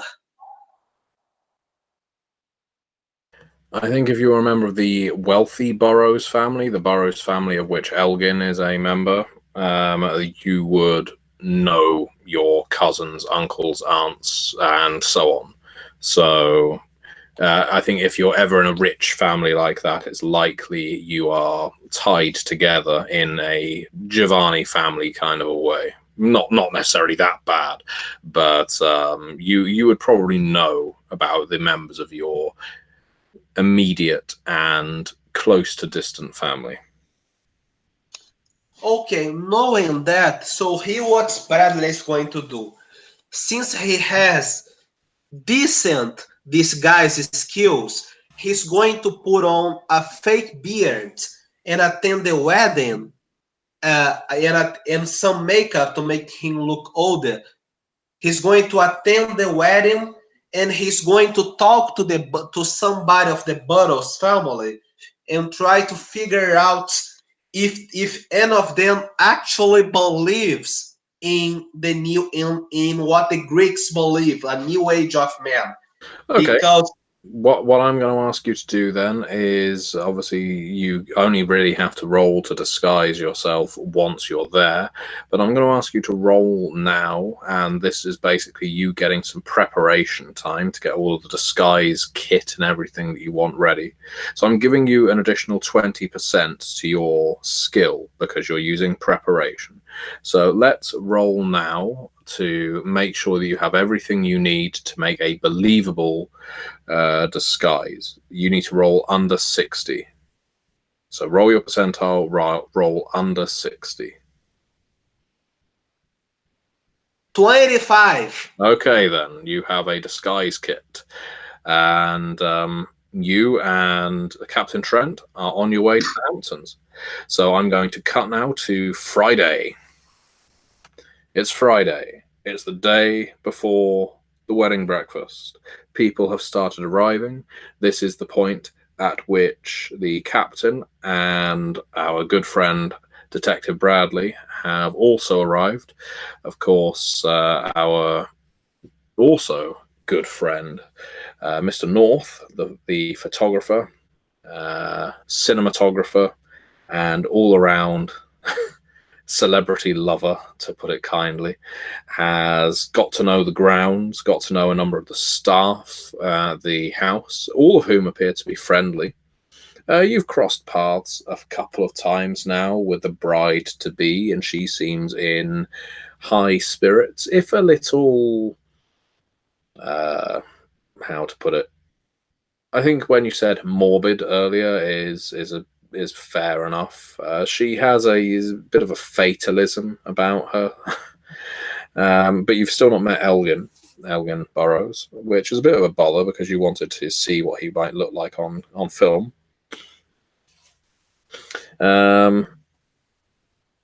So you are enjoying lunch at the mansion at around the time that Trent and Bradley arrive as well. I'm going to ask Nicholas.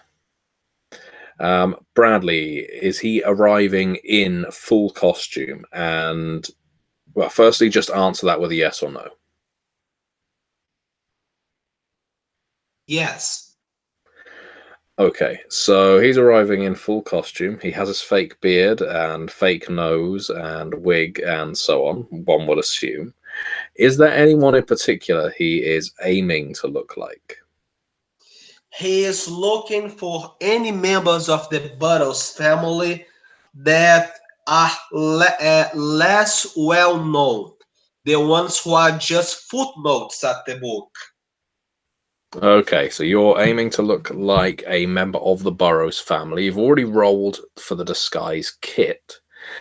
I'm not going to make you roll again for application of the disguise. Essentially, as you've been driving along, Captain Trent has been driving. You've been in the passenger side,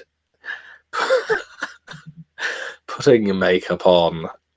Captain Trent, what do you think of this? What do you think about what's going on in the seat beside you? Did you know that this is what you were signing up for? No, actually, I'm quite surprised. I'm trying to not to drive carefully so there are not too many bumps on the makeup. Just trying to be kind to my friend, but I don't know. I'm very suspicious of all this. And I'm afraid that it might make me look like a fool in front of my friend in the day of his daughter's wedding. But he's very concerned about this man and his family, so this might be the only chance to avoid a disaster. So, I suppose so. Yeah. Well, you arrive, and Bradley is in full costume and disguise when you get there. I like the idea that you went over a bump in the road just as he was applying a false eyebrow, so he permanently looks quizzical. He's got this look to him. But you have arrived. Bradley doesn't look like Bradley anymore. He does look like a minor uncle of the Burrows family. We will, for the sake of ease, refer to him as Alan Burrows. Let's hope you don't actually bump into Alan Burrows at the wedding. Otherwise, it could be an awkward moment.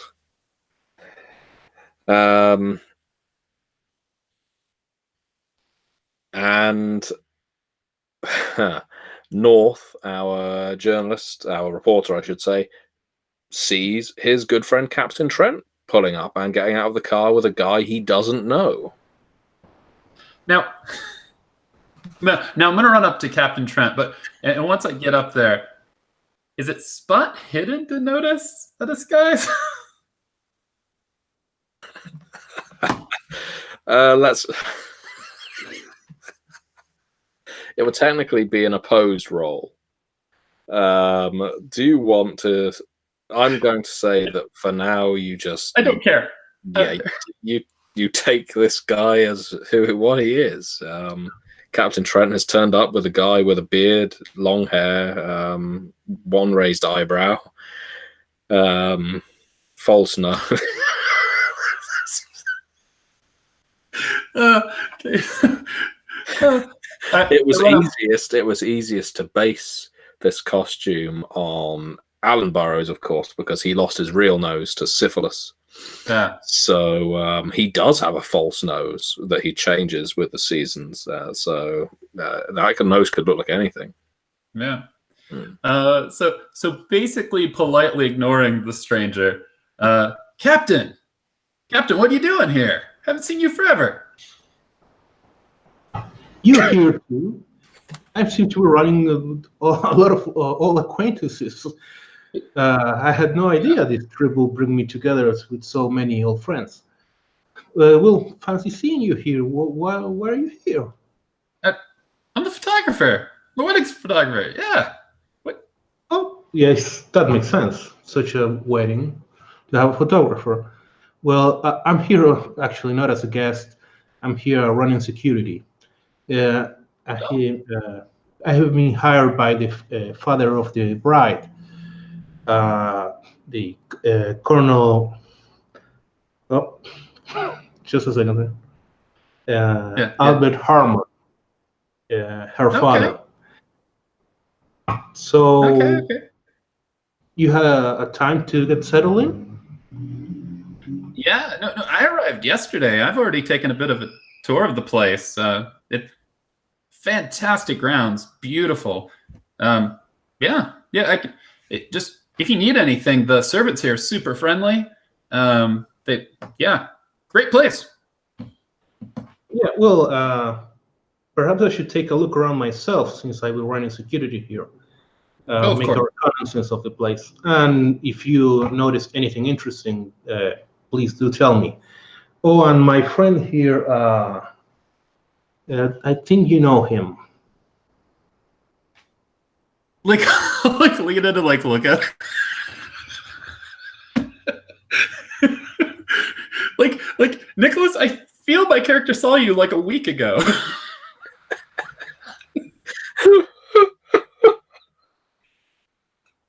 Well, to be fair, private detectives are pretty good at disguises, and a noseless man would have a large collection of false noses to look more inconspicuous. So I think there is a chance that Bradley may remain undiscovered. Yeah, that's a good enough argument for me. If you wave it off, I won't be rude. I'll just. Sorry, Captain. I don't think I know this man. Good sir, Jack North, photographer for the wedding. Okay, so Bradley disguised as Alan makes an old man voice. Pleased to meet you, good sir. Alan Burrows is the name. Nice. I am I am here to attend the wedding of my beloved niece. Grandniece, I should say. Well, she's more of a second-rate cousin, but I am so goddamn old I feel I am everybody's uncle. Oh, I understand, sir. Well, hey, I've been told to make sure everybody gets a perfect photo here. So when you find a good spot on the ground, you let me know. We'll get your picture taken. Bradley laughs a little at that. A disguised man wants to take a photo. He thinks that he doesn't say that out loud, and he says, "I'll most certainly want to have my picture taken, kind sir." And he's wearing a coconut hat. He raises the hat and pulls down again.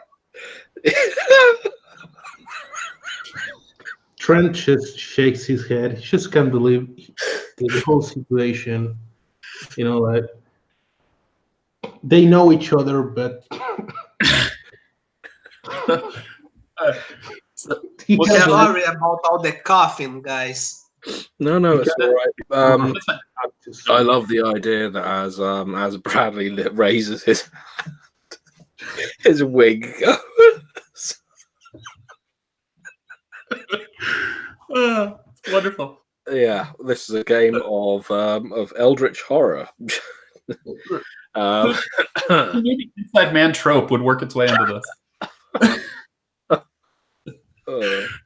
But Captain, you got a lot of work to do, and I've got a lunch to finish, and I don't normally eat this fancy, so I'm gonna go ahead and get back to it. But you let me know if you need anything, and if I see anything weird, I'll let you know.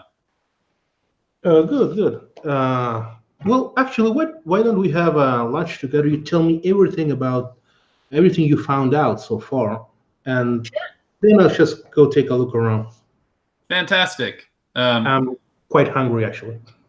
Fantastic. Mr. Burroughs? And I'll head back to my table, pull a chair up for the captain, and basically I'll debrief him. Since I haven't seen anything weird, I'll just debrief him on the layout. I'll tell him about the lake. I'll tell him about the old folly, the nice ballroom, the nice piano.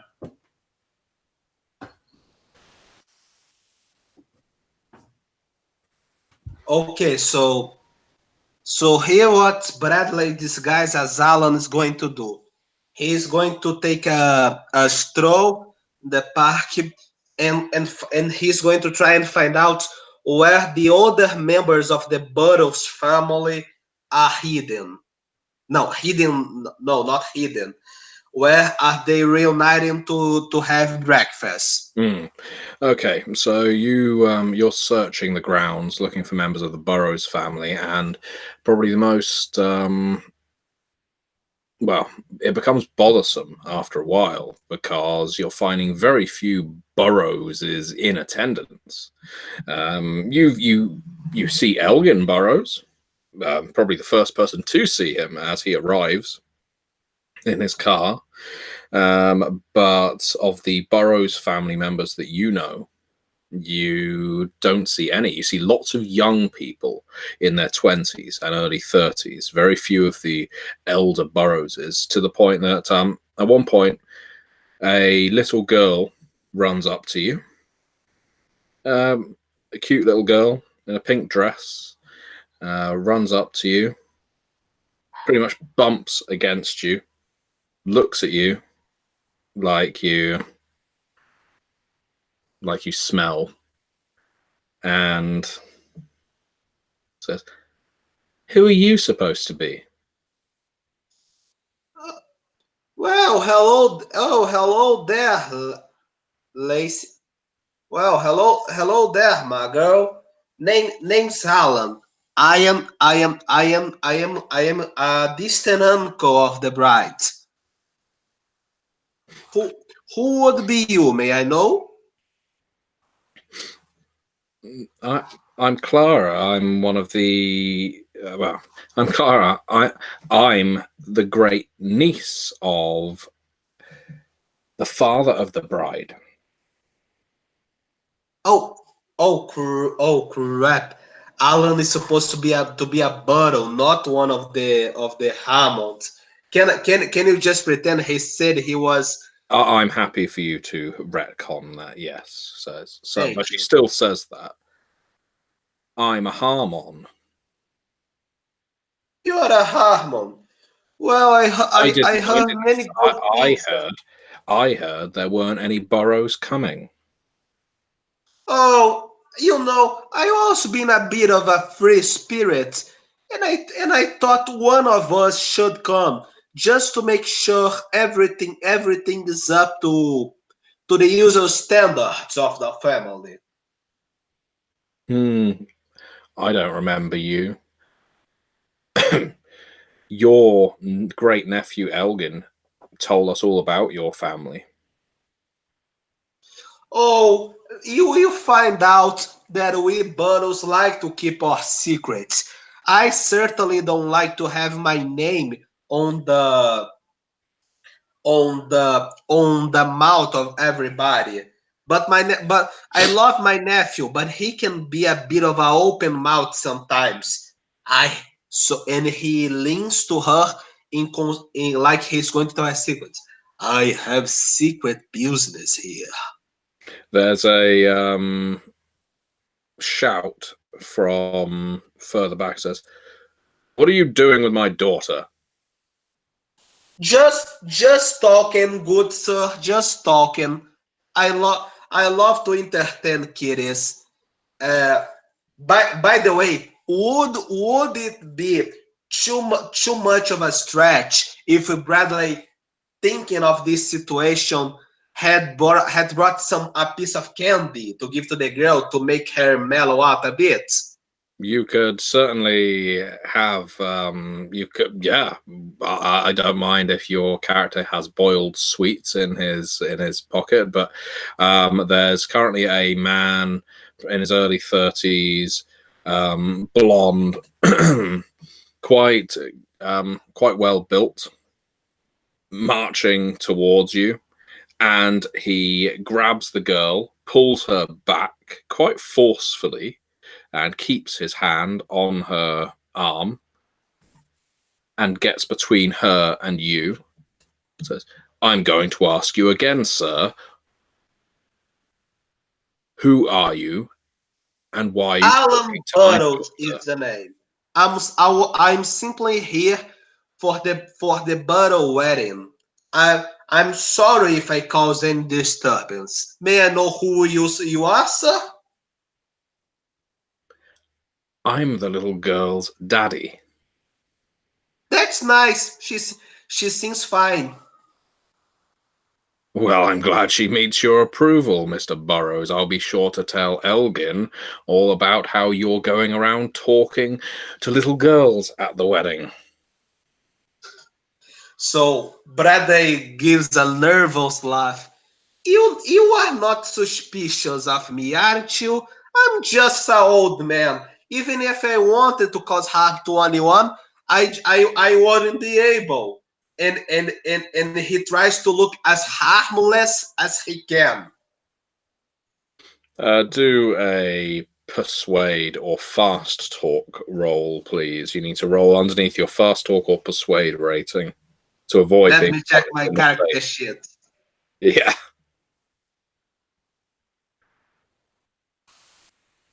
Okay, my persuade number is 25. What's your fast talk rating? What's my fast walk? Fast talk. You should have a Fast skill talk. for fast talk on there as well. It might be My better. fast talk is only 5. Okay, yeah. Try and roll on 25 for your persuasion. Believe it or not, I got 5 on the roll. Okay, you got 5 on it. And so he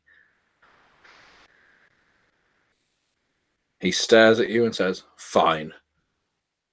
Just keep away from her, and we'll have no trouble." And he keeps hold of her and pretty much drags her away to who knows where. Okay, so Bradley gives a sigh of relief and keeps on his ways on the search for any burrows he may fool into thinking he's actually a member of the Burrows family. Okay. All right, well, we're going to go back to the other two as we have Jack showing Captain Trent around the grounds. Is there anything you want to discuss now that you're away from the hoi polloi, the staff, and the visitors? Well, just perhaps talking to him. I would like to tell him about some things I found out. So, I say, friend, I have heard that the Burrows may be involved in some drug use.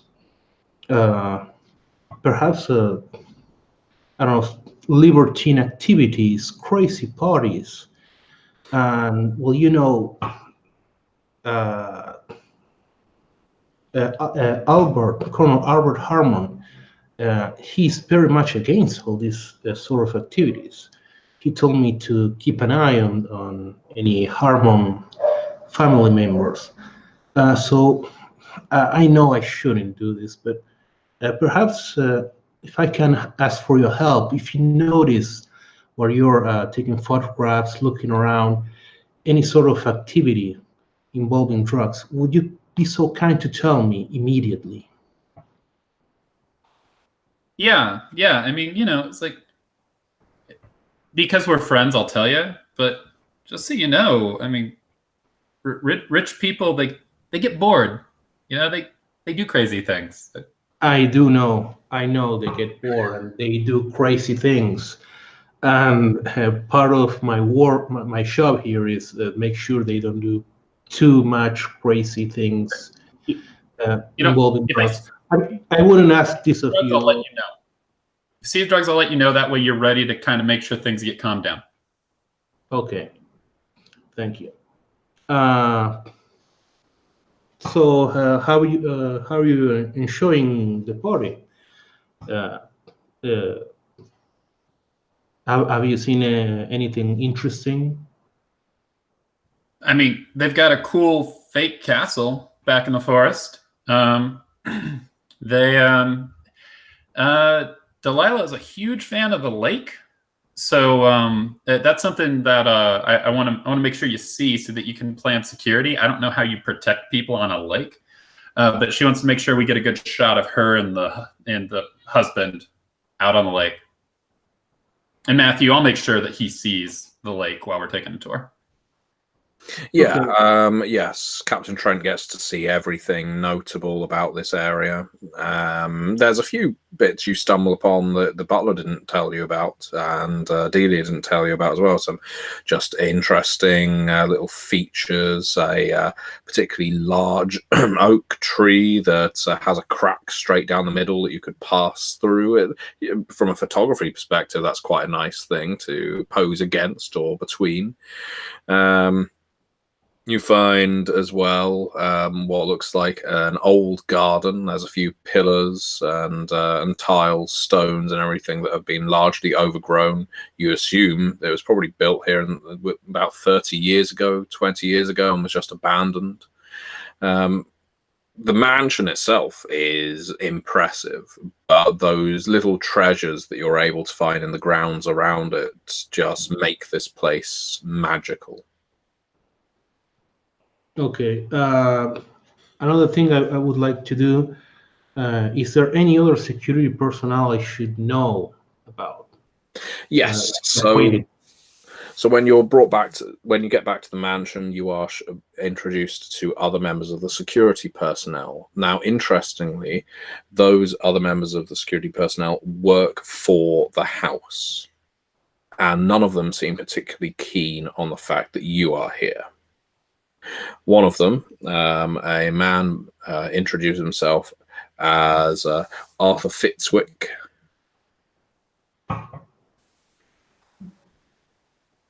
He has a big mustache, bald completely, puts his hand out like a meaty plate, clasps yours a bit too firmly. Well, I try to match the strength of the clasp, look him in the eye. Nice to meet you, sir. Trent, wasn't it? Captain Trent, yes. Huh. Captain Trent. Does that mean you're going to be trying to lord your military career over all of us? Well, don't take it like that, Eltrap. It's just what people usually know me for. The title people usually know me as. But yeah, don't take it like that at all. I'm not going to try to be how to say. Oh, I'm going to try to intervene much in what you're doing. I'm here to help you with what you're doing. So just let me know if there's anything in particular you like my help with.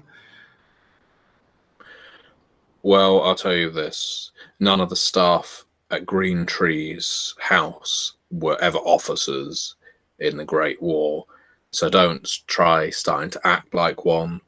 We know this land. You were brought here for some reason by the Harmon family. We respect that. We'll work together. But you ain't one of us.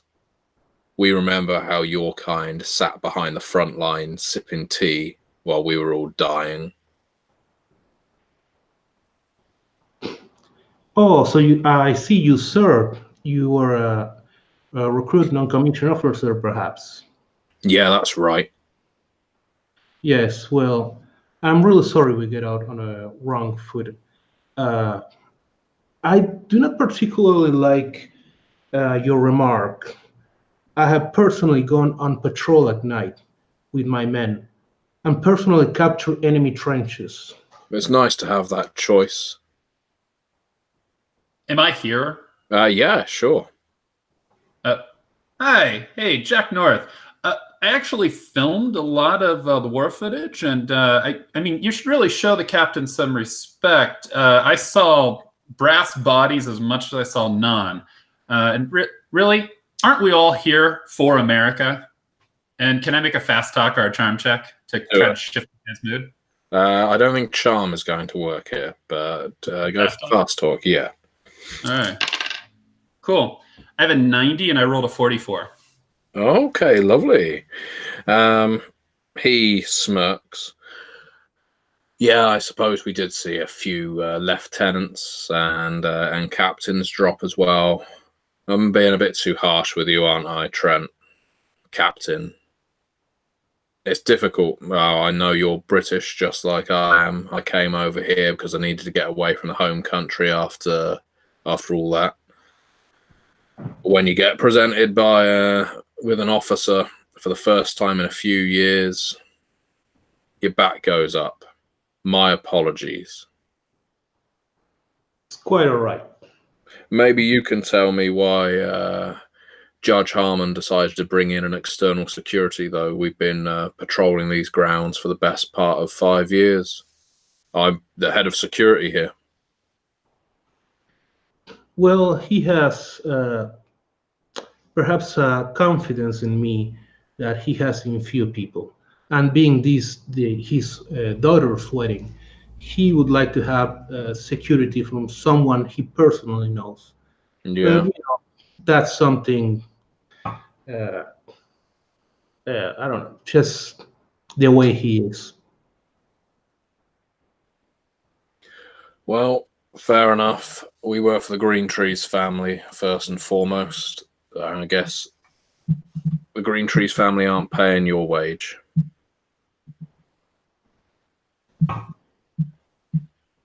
Okay. Glad we can get that clear. So we'll be talking about a shift system, patrol, and the like for this evening when the party's going on and the wedding. Just in case any press, he looks over at North, that aren't on the list try to get in and interfere, or whether some, I don't know, anarchist jumps up with a bomb. Unlikely. More likely, some party attendees are going to lose control a little and will need to be gently escorted back to their room. That's what we're expecting. Nothing more, nothing less. It's not exactly a noble job, but when you work in a mansion like this, used for parties quite often, you get used to having to hold young prodigal sons by the elbow and taking them back to their quarters. Good. I would very much like to participate in that briefing. And thank you for everything. As long as you don't mind taking orders from a corporal. Not at all. We're not in the military anymore. No, thank God for that. Well? Okay, in that case, I'm going to go back to Albert. Albert. I'm going to go back to Alan Burrows. Or Alan Burrows, as he makes his way around the house. And then after that, we're going to be moving straight on to the evening, when the party has entered full swing. Alan, So- you are currently looking for a member of the Burrows family. Yeah. Anyone whom, even if this person is very young or doesn't know much about what Bradley is seeking. Okay.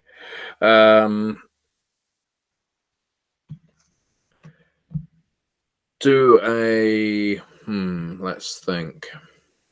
I think you're going to have to roll spot hidden on this. Please repeat that. So you have a skill called spot hidden on your character sheet. You are going to have to try and roll underneath your figure in spot hidden. Okay, my spot hidden is 35. Okay, so you need to roll under 35. Ooh, 48. You can push it and roll again. I'll push it. Yeah. Well, 59. Oh dear. Your eyes fall out of your head. No, this is a catastrophic failure. So that means something bad happens at this point. You are in the main banquet hall of the house, and you're looking and you're looking. You're trying to find a Burrows. You didn't dress up like this for nothing, and the only Burrows you keep seeing is Elgin, the groom, and it quickly becomes apparent no other Burrows members have actually been invited to this wedding.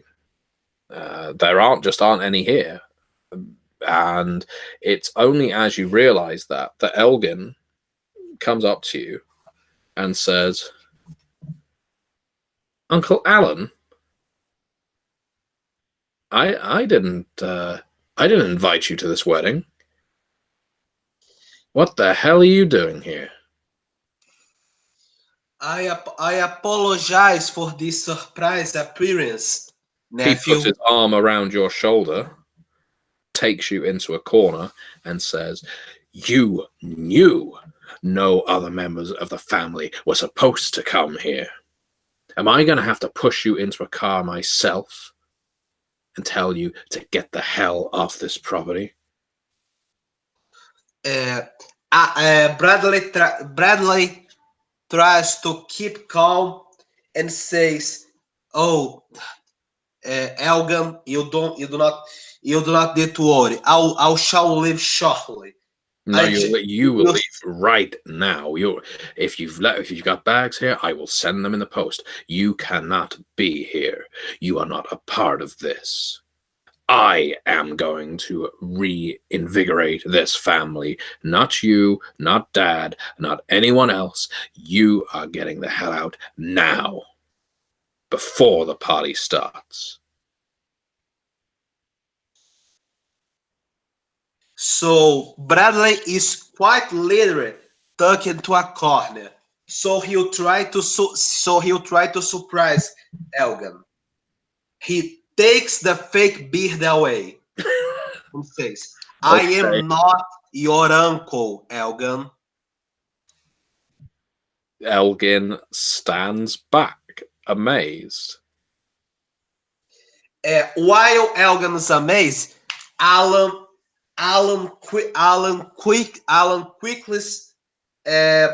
quickly extends his hand and says, "Detective Bradley Charles, Pleased to make your acquaintance.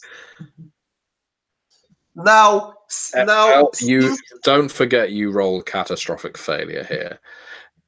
Elgin shouts, "Security! There's an uninvited guest in the banquet hall accosting me. He came in dressed up as another person." And I'm going to be kind enough. Yes, I'm going to be kind enough to say that Captain Trent hears this. Okay, so he runs. Bradley brought more than one disguise kit. So Trent runs towards where this is happening. What is going on here? Who are you, sir? Don't worry, I will drag this man out of here. He grabs the detective by the arm. Bradley is hoping that Trent is not going to hurt him, so he just let Trent takes him away. And yeah, I'm taking him away so that no one else gets involved. And hopefully, Jack North gets to see all of this. I'm so confused. I'm bringing him away to somewhere where no one can see him, and perhaps he can try to re-infiltrate the party somehow, and making sure no one harms him or anything. Taking care of this so that it doesn't get any worse. Okay, so Bradley sighs again. He does that a lot and says, "Oh man, I really should have pulled out a gun, a well gun, and try to make him talk. Okay, man. Here's what I think is going on. I think this is a arranged wedding, and they are planning something. Obviously, I have to leave, but be on your guard. Will you hurt me or report me to the local police?" I'm sorry. Did you just ask if Trent would hurt you? No, yeah. You see, Bradley is a very suspicious guy. Since he reads so much occults, he looks for shadows in every corner, and he's always expecting somebody to have a dark side. So that's why he has a good persuasion score. He tries to persuade people to think he's harmless. Well, I just try to calm him down. And by the way, we're talking about this. We're in a hidden. I'm assuming we're in a hidden spot. Well, I assume you've taken him into the car park and are bundling him into the car you both arrived in. Okay, I just tell him, look, just drive away. Maybe find yourself another way. Do not bring the same car back. Just drive away for now. And anyone that seems distressed by this scene, I've offered to give them like photos and stuff.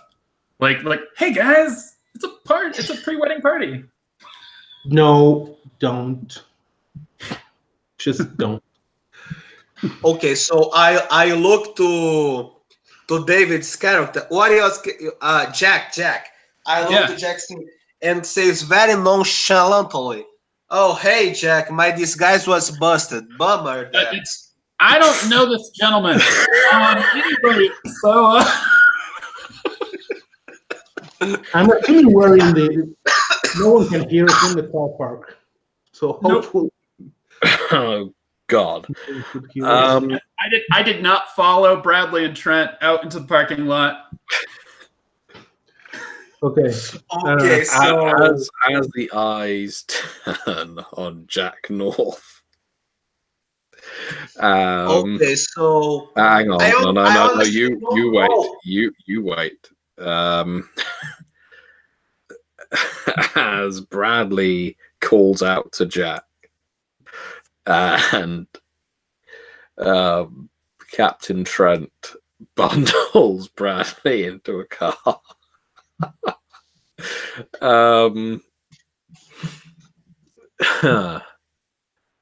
I'm going to use a bit of they came from beneath the sea logic here and say we fade to black, or we insert a missing reel. How your characters got away with this, I do not know. I cannot justify it. Question. Can I say Bradley, since he can't live well enough alone, he really should, but he's not his nature. Can he try to disguise himself again?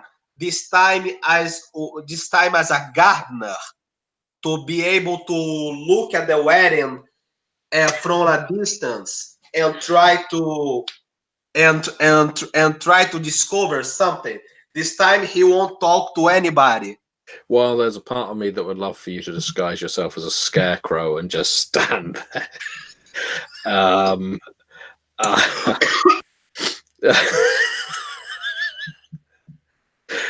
occasionally call out to the other player characters. I think yes, with the cut to black and fast forward to the party, you have disguised yourself successfully as a gardener, to the point, and I'm going to actually give your new face a little credibility here. You found there was a gardener who does work this ground, or several gardeners that work these grounds, who you used your persuasion on to basically bribe, take the night off, I will stand in for you. And so you've actually... Okay. So so Bradley has been given the gardener's clothes, his uniform, his tools, access to the gardening shed. So he has everything he needs. Sorry about the... I have to take some medicine. That's quite all right. You don't need to apologize. So yes, Bradley has been given all of the equipment and all of the disguise kit he needs, basically by the actual gardener on the grounds, because the gardener has decided to take a night off and let you stand in. He says, I don't care if a new gardener's coming in. At some point, both Captain Trent and North will see the new gardener, who probably goes, and they think, oh, Bradley's back. But it's not going to be worth their income to call it out. They've just got to hope that Bradley can keep it on the level. I pretend not to see the thumbs up. Yeah. So the party is in full swing now. We've cut to the evening, and much fun is being had by all of the guests in attendance. People are drinking, people are eating, a lot of people are kissing and dancing, but it's always fairly sedate. It's probably more sedate than you imagined an orgy like this would be, or would be purported to be, given the supposed exploits of this golden generation group. So, as North goes around taking photos, and Trent goes around watching corners, making sure no one is acting out of sorts, and Bradley, as the gardener, watches from afar, making sure nothing too weird is going on. I think, as they've already established the relationship, Albert Harmon goes up to Captain Trent. I'm sorry I wasn't able to speak to you earlier. Everything seems to be going all right. I've not touched a drop. Well, yes. As far as drugs and excesses, I don't see anything out of the ordinary. I've been doing some research. I took the liberty to do some research on the family of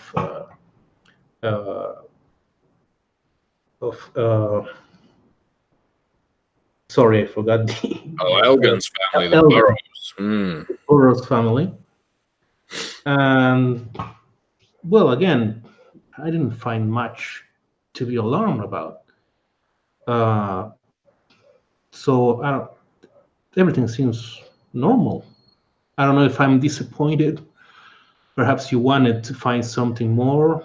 But so far, so good. What did you find out about the Burrows? Anything illegal? That's the thing. Nothing illegal, though. There's something curious. After 1918, they seem to have gone broke. There's a lot of people they owe money to. They seem to have lost their wealth. Did you know about this? That's what the tabloids keep saying.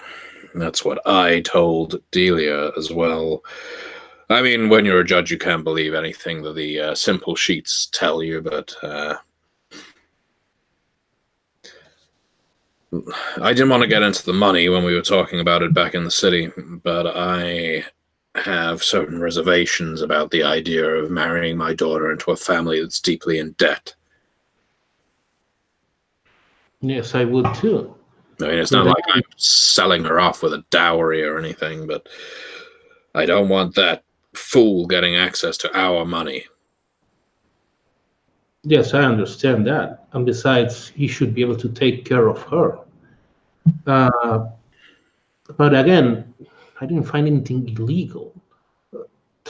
Perhaps there were some references to some societies, but it seems to all be rumors to me. Have you heard anything about? I'm looking for the name of the society. The Golden Generation. Have you ever heard anything about the Golden Generation? Another thing. No, I've heard of it. I hate it, but I heard that Delia had joined. I already knew that Elgin was a member. That a whole bunch of these entitled rich kids were members of this Golden Generation. I assumed it was just some club for taking drugs, driving fast, and promiscuous sex. Well, when I heard that my daughter had joined, you can imagine I had a firm talk with her. She claimed that she hadn't. All in papers reported that she had. But she maintains she never joined. And what you heard basically are rumors, nothing solid. Well, like I said, all of these Burroughs and his friends that end up in court and get their charges turned away, they are all supposedly members of this Golden Generation, which is just a code word for moneyed mid-20-year-olds whose parents want to kick them out of the house and let them drink themselves to death at an early age. Yeah, well, you seem to know more about them than I could find out. The only thing I found out about such organization was some reference to ancient Greece and how a generation of that name was supposed to change the world, maybe end the world as we know it. But I think that's all far-fetched. I don't think it has anything to do with the whatever they are calling their society now. If any of them are smart enough to open up a history book and make that link, they probably just thought that name was interesting, ironic, or appropriate, but I very much doubt that these gadabouts are anything more than drinkers and motorcar enthusiasts. I seem to agree. However, Are you sure you want to go through with this? I mean, I can't do much to stop it. If well, I this is wish what Delia wants, this is what Delia gets. I had more to go on then.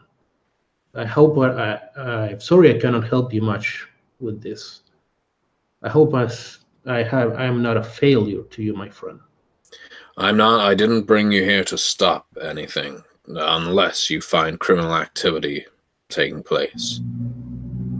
No, I have not found anything just yet, but I will keep an eye for anything illegal during the whole duration of this Please, celebration. please do. Don't worry, my friend. As he finishes speaking, a young woman, well, late 20s, and a man of similar age, both portly, so round around the middle, and bearing a few red blossoms on their cheeks and foreheads and noses to show that they have been drinking for at least a good portion of the day, emerge. They're wearing deep green. He's wearing a green suit. She's wearing a green dress. And much of the crowd turns to them. The butler announces them as the green trees. Mr. Clive and Mrs. Rebecca Greentrees. And Clive starts speaking. It is my absolute honor to host the wedding of our good friend Elgin and our beloved Delia on the grounds of the Greentrees Mansion, a place of great importance to our generation. We've had many a time here, within the grounds, within the house, on all of its floors. There's a few laughs from people of that age group. It's quite a time. Those of them that we remember, Albert Harmon is looking very unhappy with this. And we believe that marriage is truly a bond, truly a union that elevates a soul. The linking of one being and another, the linking of family, the linking of generations. It makes us stronger. And so, by adding these links to our chain, we make our entire generation stronger. I would like to raise a toast for a wonderful wedding breakfast to the bride and the groom. The bride and groom, bride and groom, bride and groom. Ding, ding, ding, ding, ding. Then Rebecca Greentree speaks up. I don't have much to say that my brother did not already do or state. However, she's clearly drunk. However, Delia, I know we've had our problems. I know that we've had our arguments, our fallings out. And like any family, we must overcome them. Disagreements help strengthen us, like scars, like scar tissue. It's sometimes ugly. It's sometimes something one would rather not accumulate. But it is often the strongest tissue that keeps us bound together. And so I would like to say, let bygones be bygones, Delia, and welcome to our family. To the family, she raises a glass. The family, the family, family. Ding, ding, ding, ding, ding. And everyone drinks. Then the Greentrees go on about mingling.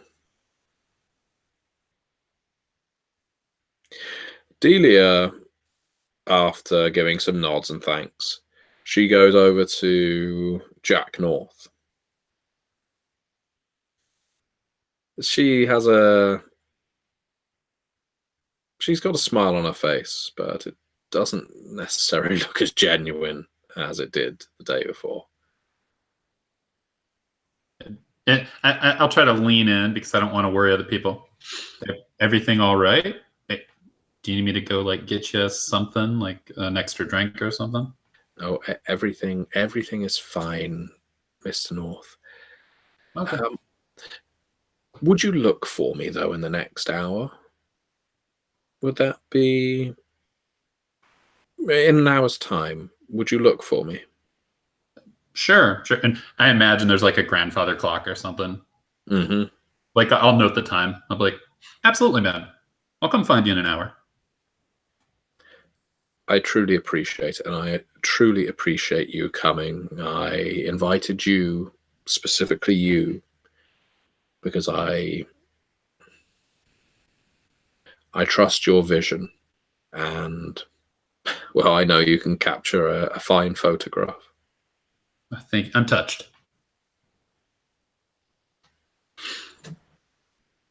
She wanders off again. What's Bradley in Gardner guys up to?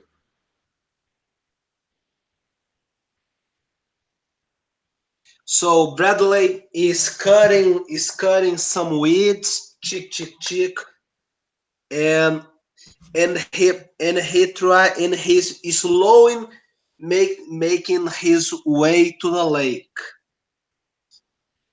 As he goes in the way to the lake, he tries to find anybody who is not part of the wedding that he can question. Preferably another gardener. Is there another gardener near the lake?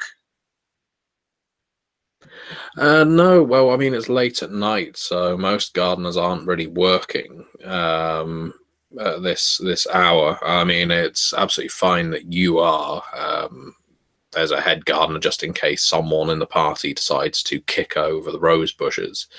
But you head out to the lake. The lake is picturesque at this time of night. The moonlight and starlight reflecting off of its still black surface. There's no one here, no one that you can see anyway, but this place has a certain serenity to it that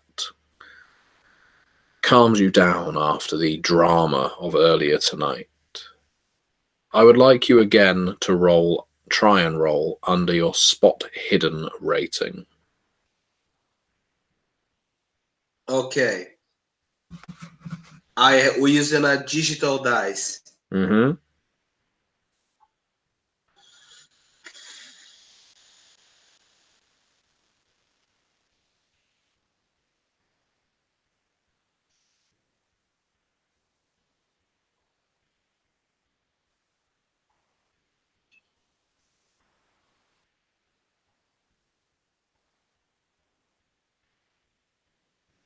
What did you roll? 13. 13. So my spot hidden is 35. I won the roll, right? Yeah, you want to roll under, so that's absolutely fine. You do capture a glimpse of someone in the woods on the other side of the lake, opposite to where you are. You see a figure in the tree line. Just briefly. I approach the figure, pretending to be gardening as I go. I cut some weeds, I polish some bushes, doing my best to look like a gardener. And and and and as I approach the figure, I say, "Hello, may I talk to you for a minute?" There's a yelp as the maid that was in the woods is taken by surprise by the gardener who's suddenly talking to her. And you're currently dressed as a gardener by the name of Keith. And Keith, Keith, why are you gardening this late? Oh, you see, I had a stressful day, and gardening always makes me calmer.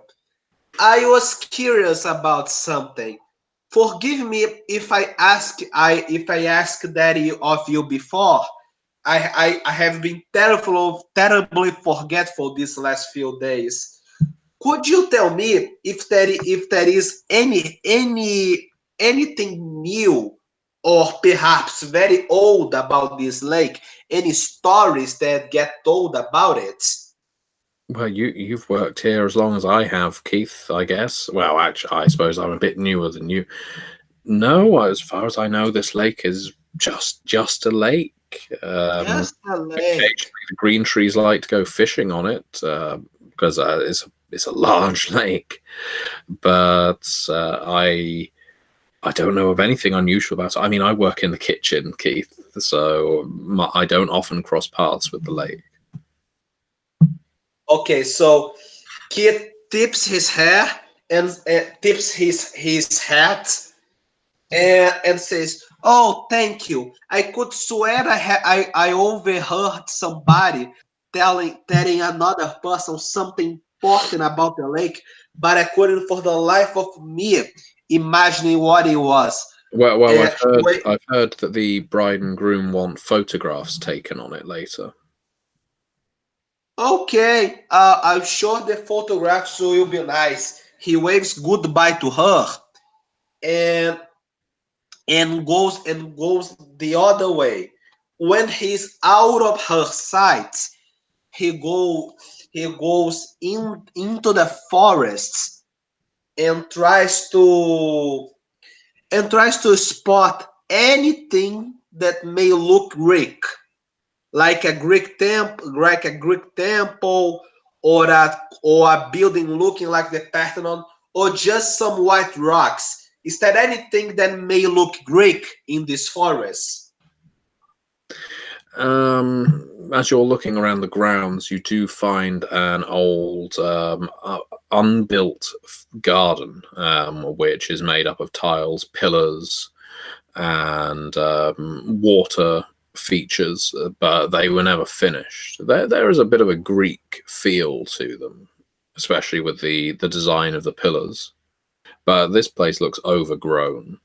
It certainly doesn't look like it's been explored recently to any deep degree.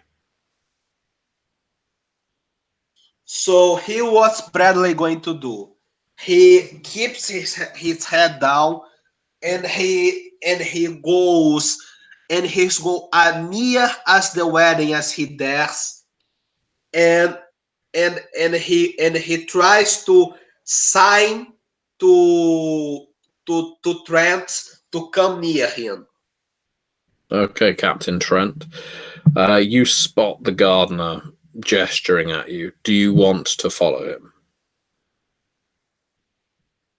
Am I currently with anyone? Anyone can see what I'm doing? Then other security pay attention to me? I'm happy to say that Bradley is not signaling you until you are, I guess, on your perimeter search. So that means no, you can be isolated if you want.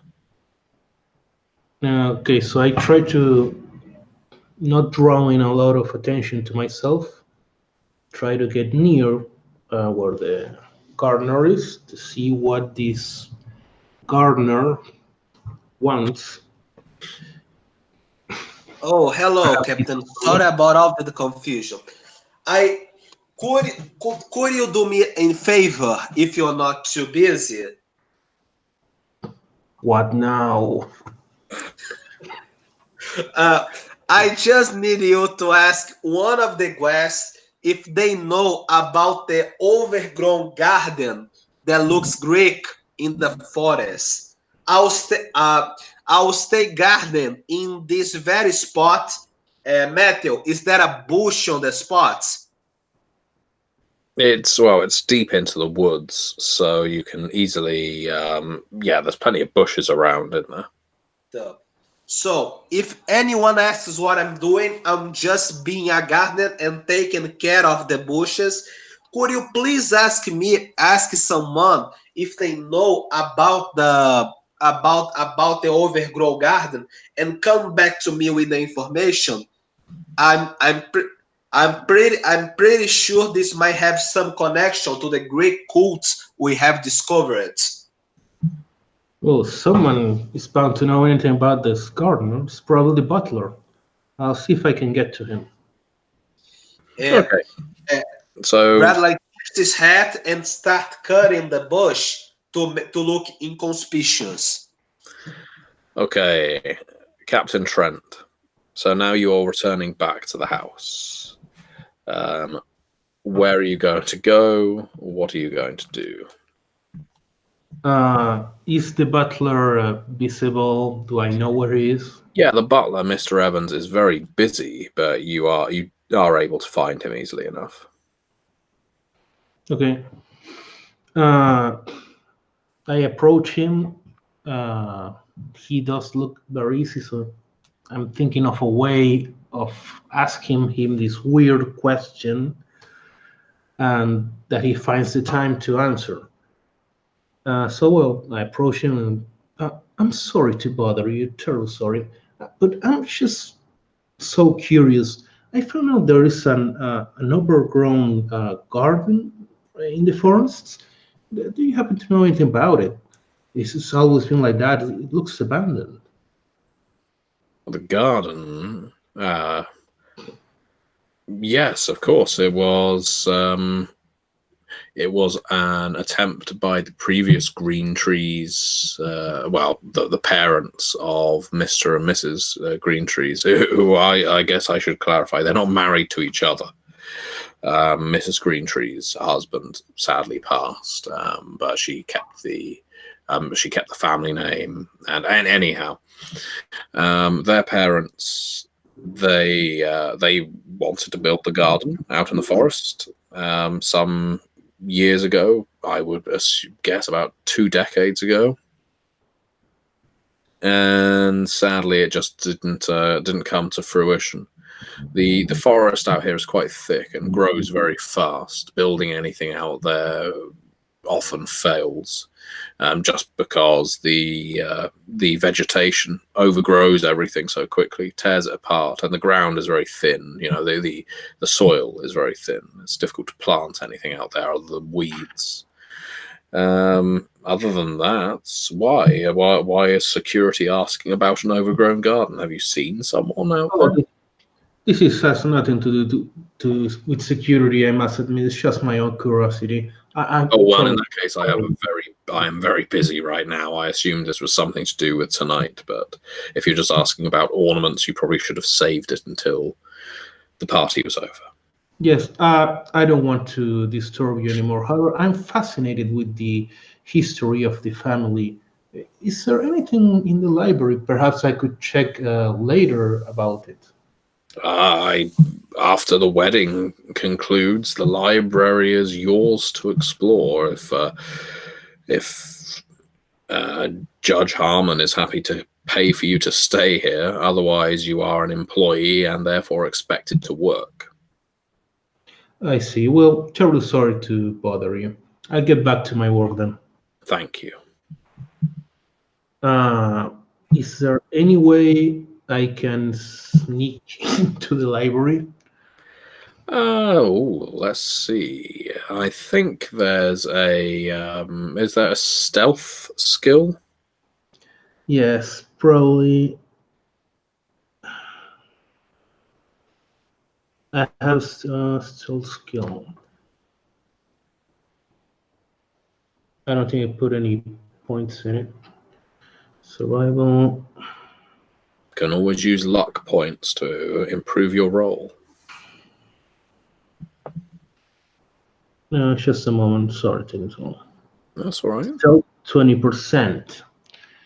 If I use luck, how much do I get? You roll first, And then let's say you roll a 40. If you spend 20 luck points, it becomes a 20. So 1-for-1 basis. It's just very difficult to recover your luck.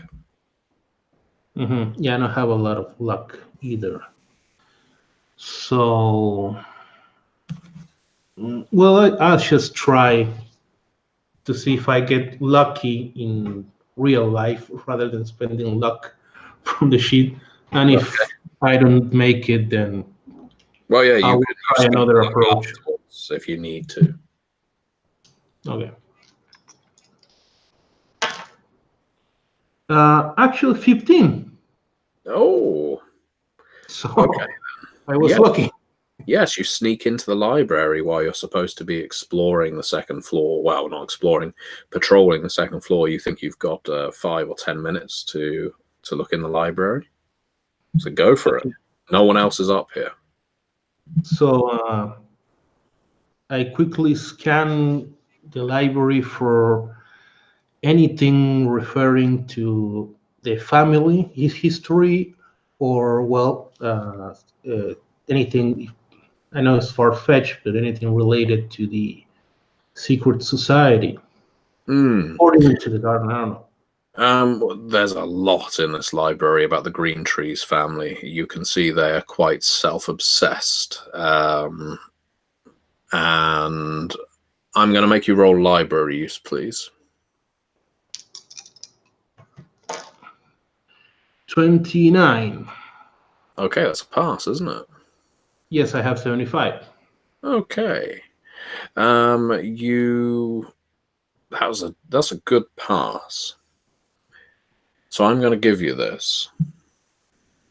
While most of the books in here are about the Green Trees or about family tax records, land holdings, and so on, you do find a little in there about Green Trees, and it's just called Green Trees, and then hyphen religion.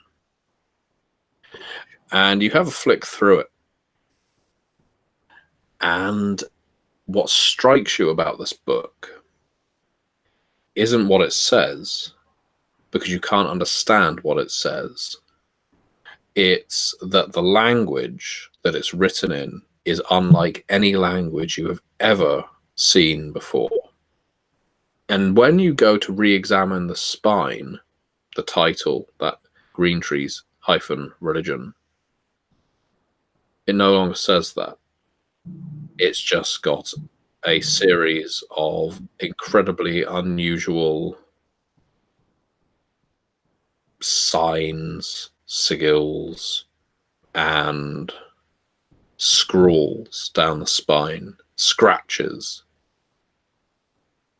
Do a sanity roll, please. Oh. What I have, yeah. Where do I You need to roll check under your sanity. So your sanity is equal to your power rating. That would be 25. And I got quite mad. Yes. 37. 37. If you could roll 1d6, please. Of course. And add 1. 3 plus 1, 4. You lose 4 sanity. Okay. You fall to the floor, landing on your behind heavily. You drop the book. It opens. You can't take your eyes off of the pages in front of you. It's like the words come to life and dance before your very eyes, but they still make absolutely no sense. There's a symbol in the text. It's like a circle with 3 almost question marks coming from it that sears into your mind as you blink and look away from the text. Sorry, my mother wanted to meet you, Matthew. Oh, hello there. You are live on YouTube. Ele tá falando que você tá no YouTube. Tchau. All right, so Sorry. That's all right. As you, that's a first. I'll recover my train of thought. I see a symbol. You did see a symbol, and as it disappears from before your very eyes, you see a door. A door. A door behind a bookcase. Behind one of the bookcases in the library. But then when you blink again, it's gone. It's just a bookcase. Now, before you can do anything further, I'm going to go straight to Jack North. Jack, an hour has passed. You've been having a fantastic time, maybe even been drinking a little too much. Yeah. And you've noticed that the bride-to-be is no longer present at the party, but it's time, she said, to go look for her. The lake. She loves that lake. You head straight for the lake. Straight for the lake. I imagine that's probably where she wants to go to have some alone time. So. Okay. You make your way there in the dark, cracking across twigs and branches, walking down the muddy track towards the large black lake twinkling with stars. You walk around its perimeter. Do you call out for her, or are you just looking? Initially just looking, but if she's not obviously there, then I'll call out for her. I'll be like, Miss Harmon? Miss Harmon? She isn't obviously there, but you do your perimeter of the lake. Roll a spot hidden for me, please.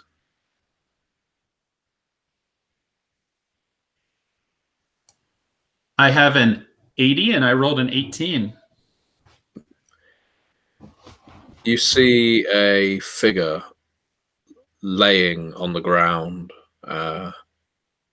several feet into the tree line on the opposite side of the lake, next to a large rock. Okay. I'm not going to sprint over because my mind jumps to somebody got super drunk and passed out. I'm heading right over there to make sure that person's okay. You stride purposefully towards the individual laying there, and to your horror, you see Delia Harmon lying on the ground,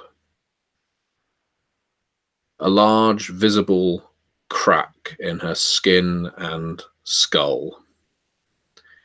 From here back to here, with blood and brain oozing through the gap. Enough blood to tell you immediately, from all the bodies you have seen, that she is dead. And that is where we will conclude the first session. With a murder mystery. Now I'm going to say thank you very much to the participants who won't be disappearing immediately, but thank you very much to the viewers who have stuck with this. We've managed to keep a fairly steady viewer count throughout this entire thing, so thank you very much, all of you, for watching.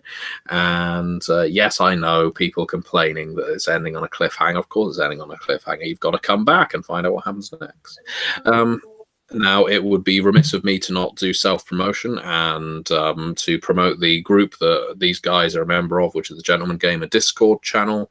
To be a member of the Gentleman Gamer Discord channel, it's an exclusive club. It's like the Golden Generation. You need to support Matthew Dawkins on Patreon, and the link is in the video description below.